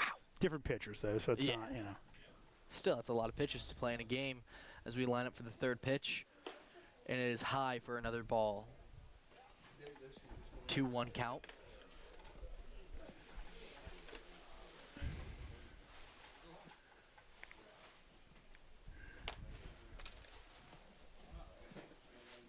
Gravel lining up. And it is a bounce over to the shortstop. Quick catch and a throw to first, and that is out. What a catch. And that is why you love to have someone as tall as Sorg who can reach up when a thrown ball by Kono. Thank you. I forgot who came in. Kono was just a little high there, but a great pickoff by Sorg, just reaching up and grabbing that. Don't worry, I'm in the same boat as you. All these defensive changes have got me a little bit flustered. Stepping up to bat now, Jaden Brown.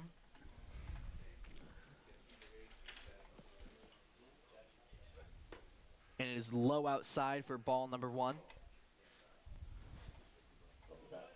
Yeah, I feel like I had it when it was just the starting lineup, but then they started making these changes, and I don't know. 1-0 count. Make that a 2-0 count. Low and inside. Sorry, TJ. The one good thing is that I believe a lot of these changes have been straight position for position, not guys moving to different spots as they come in, which of course will happen once the season starts. So the real season. And that's just going to confuse me even more, and we're going to have to work on that together, Jeremy, as this third pitch is fouled off. Well, hopefully your Bob Carpenter scorebook will be in by then, so we can. I know. I don't. A sore subject for you. I ordered that thing so long ago, and it just keeps getting delayed. You literally could have driven down to Nationals Park and got your scorebook Easily. Bob, where's my scorebook? Got to go talk to him myself as this next pitch is in, and it is a high flying above the catcher, above the ump's head, as a 3-1 count. And again, right now, this is a spot, if you're at Gravel, Cannons, some of the pitchers have shown kind of the guys who were able to find the zone and who was not. And again, there's a lot of season to go, but you want to make sure you're kind of showing your best that you can find the plate. And there, he finds the plate right over with a full count, waiting for that payoff pitch now. And obviously pitching such a premium in these college leagues because guys throw so much, get shut down, looking for arms everywhere. Payoff pitch, and it's a swing, and it is a strikeout swinging for Jaden Brown. Next up, Ethan McCanley. Catcher number 45, Ethan McNally, sorry. You know, I know a guy at Coastal who spells the name almost the exact same way with McNally, and it's McNally, so it's just confusing me today as we wait here for the first pitch.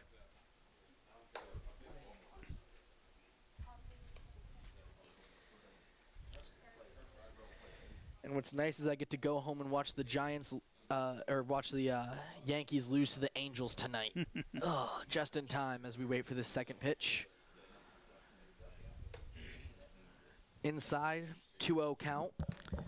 You said Giants. I think they had a benches clearing incident with the Phillies today that it revolved around Bryce Harper. I did see that earlier. I didn't see what happened. I heard just saw about it. Yeah. Earlier I was trying to listen into the game and I just heard them yelling as this third pitch comes in. It is another up inside. Is it a 3-0 count? Gravel really needs to take this deep breath. He needs to get a strike here. He doesn't want to be walking too many people. As we said, the Coach Fuller program loves strikes. Get the ball over the plate. Last pitch, and it is low and inside.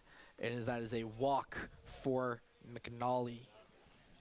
It looks like we do have a new catcher behind the plate now, wearing number 40, which we don't have on our roster.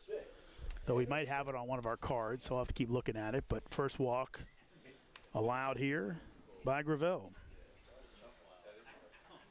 Next up is Tanner Vincendezi, I believe, as this first pitch is thrown inside ball number 1. It would have been nice to have maybe some phonetics for some of these names, but we're figuring it out as we go in this exhibition game. 1-0 count.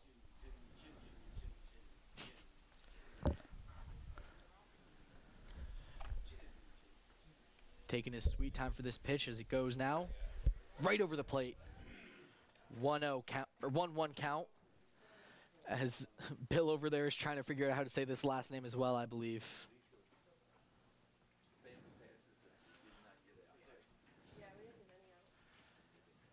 Here comes the pitch.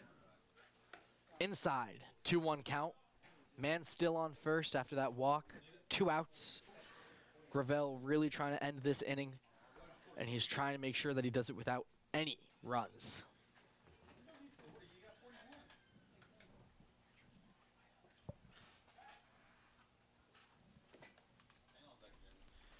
I apologize, folks. I missed that last pitch. As we're trying to figure out the name of the catcher for the Cannons. 2-1 count. Gravel. Strike is a 2-2 count with an absolute heater right above the plate. All gas, no spin, just straight heat.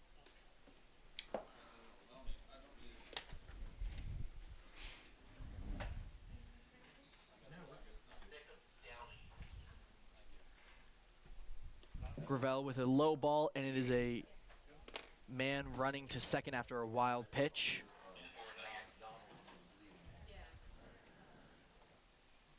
Still a 3-2 count. Or now a 3-2 count. Casey Gibbs warming up on the side.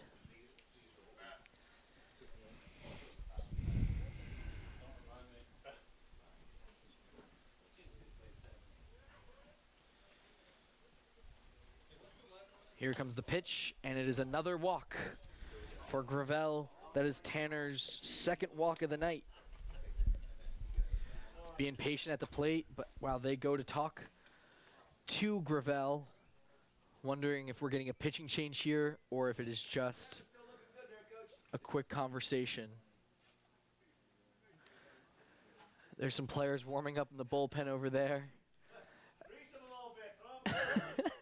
As there's some conversation about how long the game is going. Also, it looks like Matt Copley trying to kind of almost pantomiming the front shoulder, making sure that Gravel is kind of keeping that shoulder tight. But as of right now, 2 men on as Gaithersburg tries to get back into this game. As a phenomenal Taylor Swift song comes on, I mean, love to see it. As Casey Gibbs steps up to bat.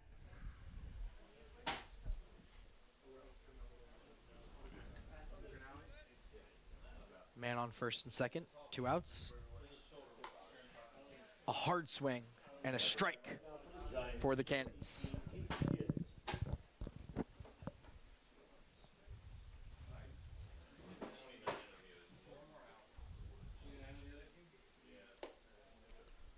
And there is a ball, 1-1 count. Just a little high.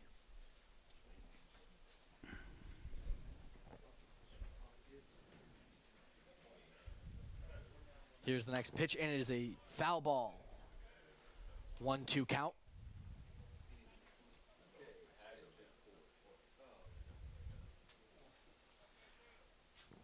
Gravel trying to put him away here. End the inning on a strong note. And there it is. It is a strikeout swinging for Casey Gibbs, as we will go and meet you at the top of the 8th. Valley League Baseball is back, and the Purcellville Cannons would like to thank their sponsors for the 2024 season. Cannons Baseball is brought to you by The Pub, with locations in both Purcellville and Ashburn, and Catoctin Creek Distillery in the heart of downtown Purcellville.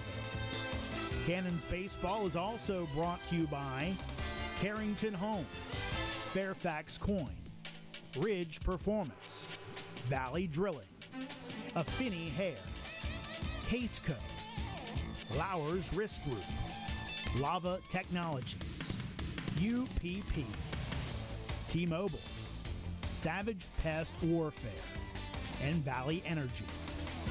Thanks again to all the fine sponsors of Purcellville Cannons Baseball. And if you'd like to become a sponsor, find out more at purcellvillecannons.com. And we are back at Fireman's Field with the Cannons, 16 to the Giants 9. Giants bringing in a new pitcher, Liam Deal from High Point University. Having a hard time finding his stats. Yeah, Seen a lot of Liam Carey. Well, I tell you what, like I said, we kind of talked about this before. You get guys who are heading to a school or are leaving a school, so it's really tough to find numbers on guys that could have been playing junior college ball and moves around a little bit, so it's not always easy to find the numbers for some of the guys. But well, he did have 2 innings and 2 appearances with an ERA of 0, so who knows? Maybe this is the guy who's going to take them back and knock out some of our players. Well, I tell you, they would love if we're playing an 8-inning game, which it sounds like what we're doing now. It'd be nice if they, a 1-2-3 inning, Gaithersburg take their swings in the top of the 8th. But, again, it's actually funny. High Point this year, I believe, made the tournament this year, I think. First time ever, I want to say. So it was a good baseball season for High Point. So he's something he wants to be a part of. And we shall see exactly if what he can do on the hill, as the Cannons have hit it well tonight. 12 hits, only 4 for Gaithersburg. Now, again, that's one of the things if you're the Cannons, you especially want to cut down those walks. And I'm sure that's going to be something that they are going to be talking about heavy tomorrow before the first game against the some division rivals. And, just really seeing what we can do, trying to cut down on these walks, as we have number 43, our third baseman, a star player tonight, David Sorg, stepping up to bat. Slade, sorry. I apologize. Jake Slade actually has been the star of the night, as he had the grand slam earlier. And I should have gotten that name right. I apologize to Slade, because he is having a phenomenal game.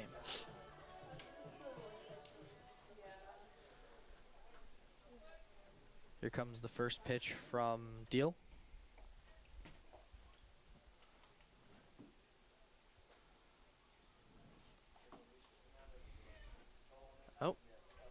having a hard time reading the signs, I think, as well. He was moving his hand a little weird, but just waiting to find out if this guy's the real deal or not. Oh, no. Yeah, it's gotten to that point of the night, folks.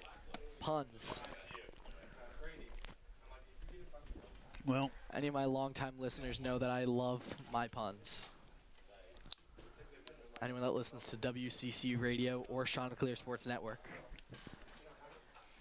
As here we get the first pitch. Strike. 0-1 count. hopefully Liam will be dealing, Yeah. keeping it near the zone, because right now that's what Gaithersburg would love to have. Love that you're getting into it with me, Jeremy, as we get ready for this second pitch, as you shake your head at me. Another strike. Seemed a little outside, but we shall see. 0-2 count.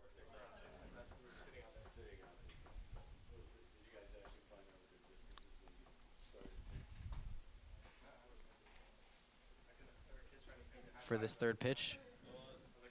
Way outside. Ball 1.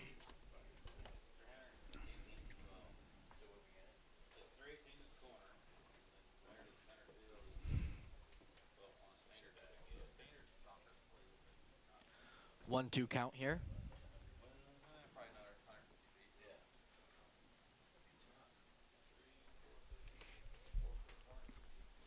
And again, Dio can't see the signs, it looks like. Really struggling. I mean, this is the second pitcher that's had this problem for Gaithersburg. They're going to have to figure something out. We were told that a couple of the lights are out here at Fireman's. I don't know if that would affect it that much, but you would hope it's, guys can't see, is right now, maybe Matt Heidel might want to get out there and kind of keep this one moving. Saying we got to get home, and we got to get hitting too. As we get ready for the fourth pitch here.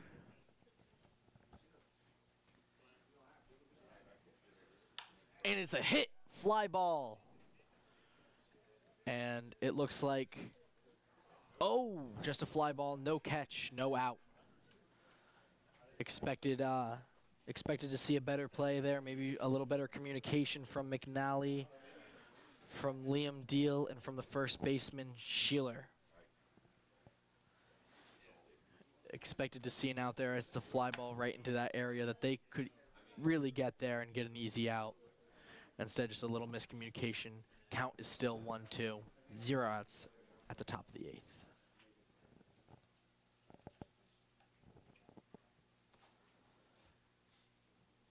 Here comes the pitch, and it's a swing, and it is an out. Strike out, swing it. The second baseman, number 17, R.J. Furcal. R.J. Furcal back up to bat after having a great last at-bat. He had got a man home, and then he stole 2 bases and got an RBI himself, or base run for himself, as his first pitch is way outside for a 1-0 count.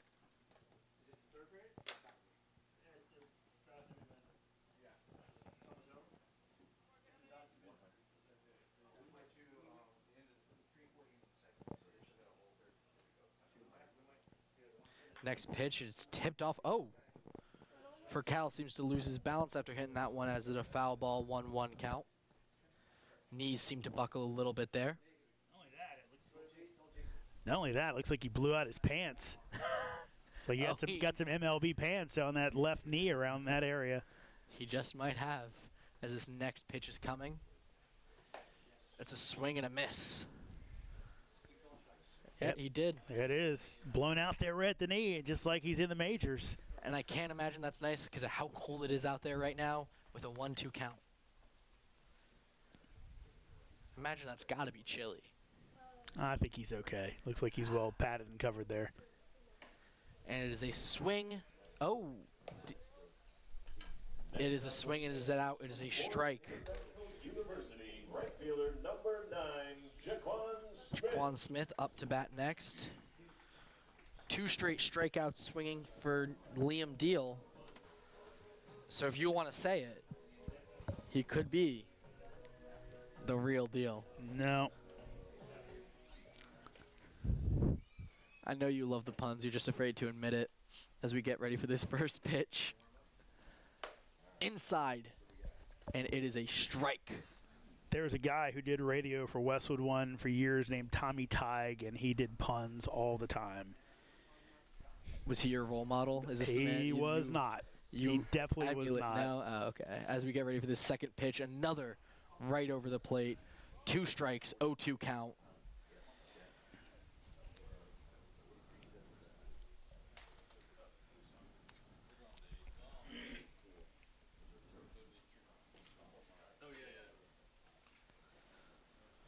Here's the third pitch, and it is a strikeout looking, and that will take us to the bottom of the 8th. We will be right back after a short break. Valley League Baseball is back, and the Purcellville Cannons would like to thank their sponsors for the 2024 season. Cannons Baseball is brought to you by The Pub, with locations in both Purcellville and Ashburn, and Catoctin Creek Distillery in the heart of downtown Purcellville. Cannons Baseball is also brought to you by Carrington Homes, Fairfax Coin, Ridge Performance, Valley Drilling, Affinity Hair, Caseco, Lowers Risk Group, Lava Technologies, UPP, T-Mobile, Savage Pest Warfare, and Valley Energy. Thanks again to all the fine sponsors of Purcellville Cannons Baseball, and if you'd like to become a sponsor, find out more at purcellvillecannons.com.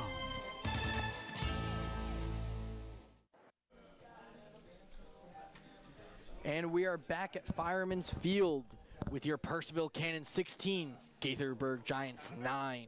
We have a new pitcher coming in for the Cannons. Watanabe, I believe its first name is, how would you say that first name? Ryudai Watanabe?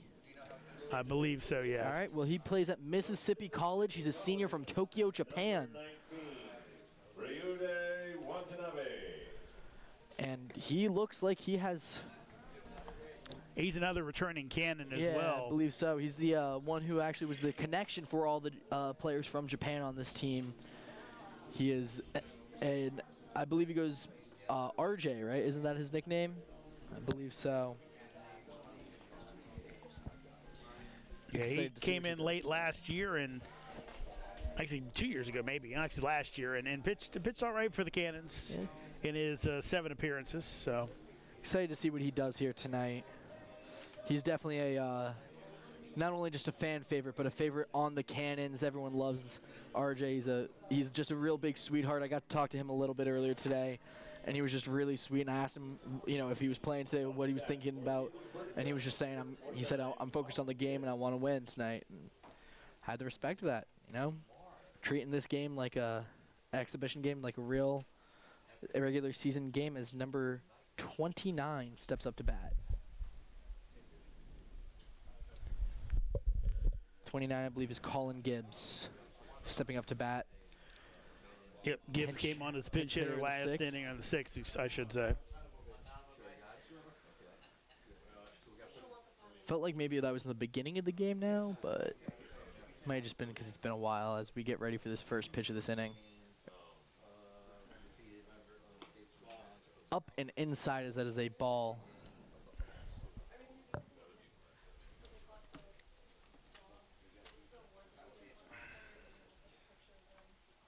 Next pitch coming in. Swing, and it is tipped off the bat.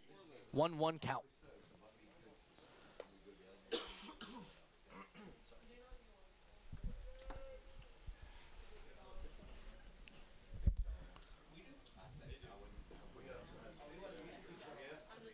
Oh, batter calls time. Just needed a moment to regroup.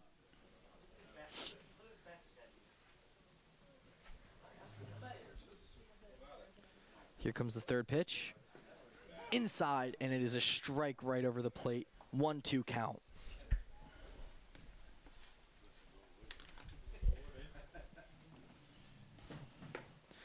And there goes a 2-2 count. Just a ball up and outside. And in the background, you can maybe hear Coach Singh's ringtone as this next pitch is coming in.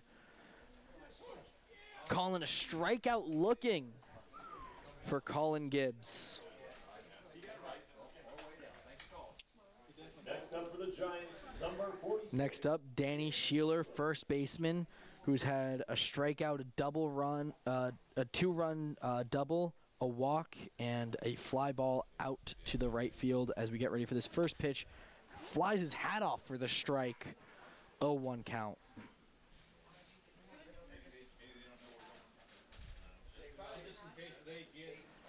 Here's the next pitch. Flies his hat off again as it bounces out to center field.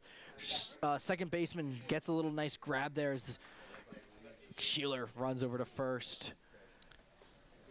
Could have really been a double there, I think, if Verkal did not make such a great play. I don't think that's Verkal out there. Yeah, I think they made another defensive change out there. Yeah, and I can't quite see who it is. But it was a nice little hit to get a first base there.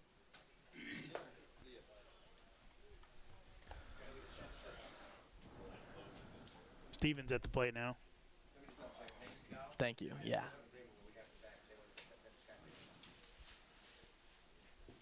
Getting ready for this pitch.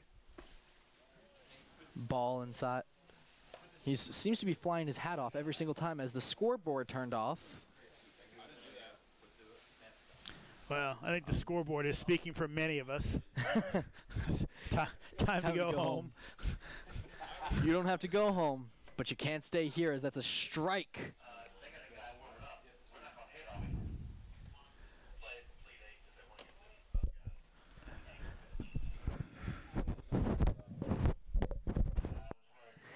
As we see this next pitch fly, it is a ground ball over to first, and as an out at first with a man now on second.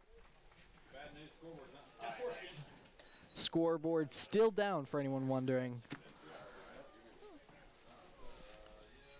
I don't know how, and I don't know why, but I'm blaming Bill. Next up for the Giants. We do have an issue because the scoreboard is done, and that's the question: is this an issue that can be fixed in a day? Because again, we got another ball game here on Friday.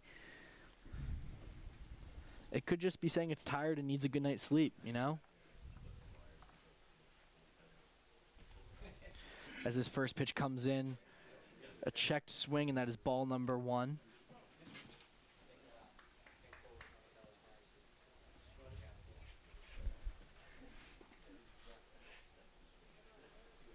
So you get ready for pitch number 2. Straight over the plate as it is 1-1. Again, every time he's throwing these heaters, his hat just seems to fly off right in front of him. Might need a tighter hat. As there's another pitch, and there is another ball.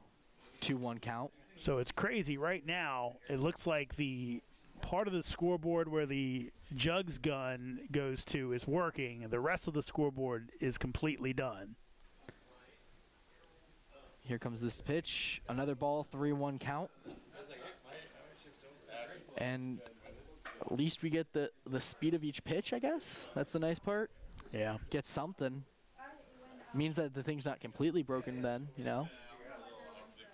As we get this last pitch, and that is a strike. 3-2 count, full count. And we'll see the payoff pitch. With only 1 out this inning. And a hit over to shortstop, who throws it over to first base, and that's another out. And there's 3 outs for this inning. We'll be back shortly. Valley League Baseball is back, and the Purcellville Cannons would like to thank their sponsors for the 2024 season.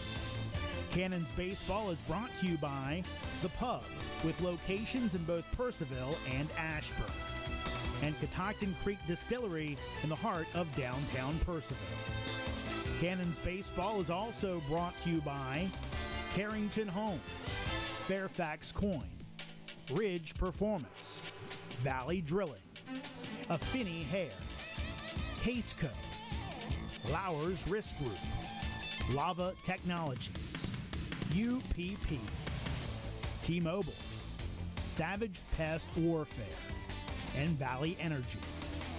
Thanks again to all the fine sponsors of Purcellville Cannons Baseball.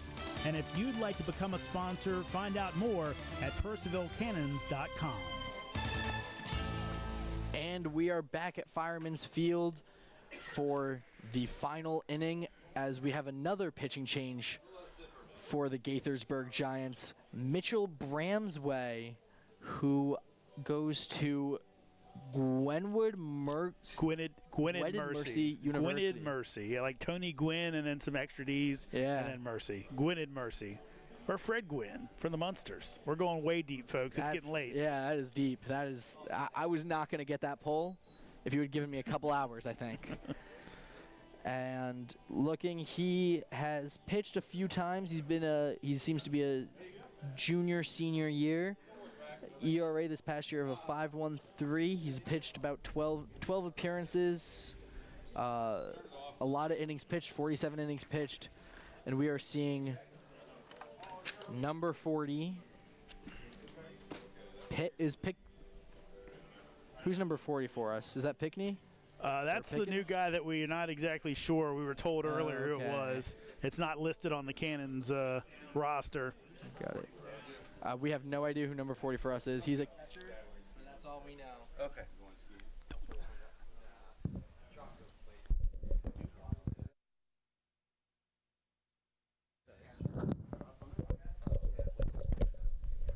Apologize for that, folks. We are back. Oh, and there's the scoreboard for a second, and it seems like it might be coming back. That's ouch. Can't quite tell yet, folks, as we get ready for this first hit. And it's a crack over to shortstop, who's getting a nice little easy hit out to first. And I believe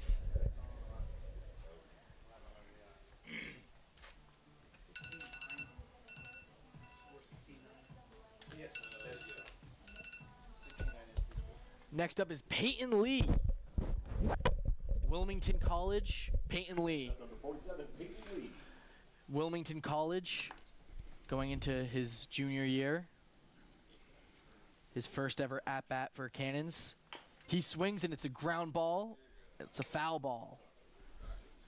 Out on the line.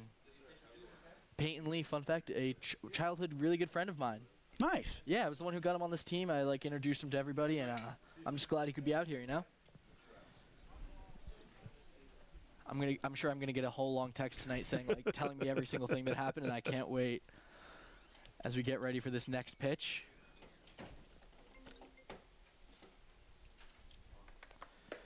And it is a ball. What school did Peyton go to in high school? Heritage. Okay. And then he went to a JUCO college for his first year. He just is coming back from injury, and now he is going to Wilmington this next year.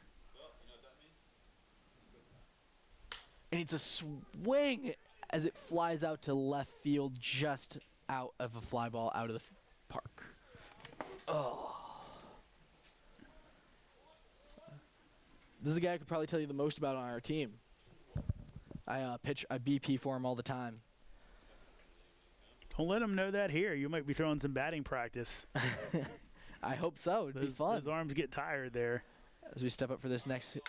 It's a ground ball over to the third baseman. He's going to throw it over to first, and it is an out. Solid contact. That is 2 outs. Next up for the Cannons, number 32, Austin Wallace.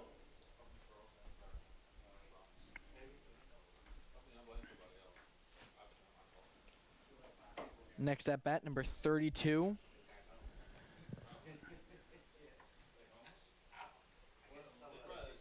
Austin Wallace. Oh, I had that right there. I missed it. Coming through with this pitch. Strike right over the bat. Right over the plate. It's a long day for everybody. It is. I had to show up here at 1 earlier today, and it's just it's been long. As we get ready for this second pitch. Right over.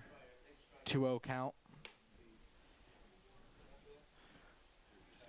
Is Austin Wallace going to just let him strike out here? Or? No, he's not giving at bats away. He's not giving he's at-bats, trying to show what he can do. He came off the bench, you know. Fair. And we do have number 20 warming up over there on the side, who is at this third. Oh, and it's a hit out to left field, and that is a home run, ladies and gentlemen. That is a home run. I was wrong. He was not giving that up. Not at all, as Wallace taking advantage of his every chance he gets as he parks one. What a shot out to left and puts another one on the board, makes it 17-9. 17-9, and Andrew Pickerning coming up, the left fielder out of Arkansas Little Rock. Hometown hero for Arkansas, you know, stayed local. And let's see how he does at this at-bat. 2 outs. First pitch. Inside, ball 1. Got the center fielder practicing his golf swing. You know what, I get it. You got to stay loose out there, you know? I don't know if you want to do it that way, but... Second pitch here. It's a smack over. Oh, and a great catch by the second baseman, number 29, Powell. No, Colin Gibbs was the one who got it. And folks, that is our match. Thank you everybody for tuning in and listening. Thank you to anyone who came to support your Purcellville Cannons. You got anything else you want to say tonight, Jeremy? Yeah, I'll wrap it up there, TJ. 17-9 final. Remember, this happens for real on Friday night. Cannons will welcome in the Winchester Royals. 7 o'clock start. We'll be on the air just before that on our YouTube page. Check it out. And hopefully have a big night of baseball for you as the Cannons kick off the season with a rivalry. But tonight, a win over Gaithersburg, 17-9 for TJ D'Onofrio. I'm Jeremy Huber saying so long from Fireman's Field. Cannons win 17-9. Parking lot.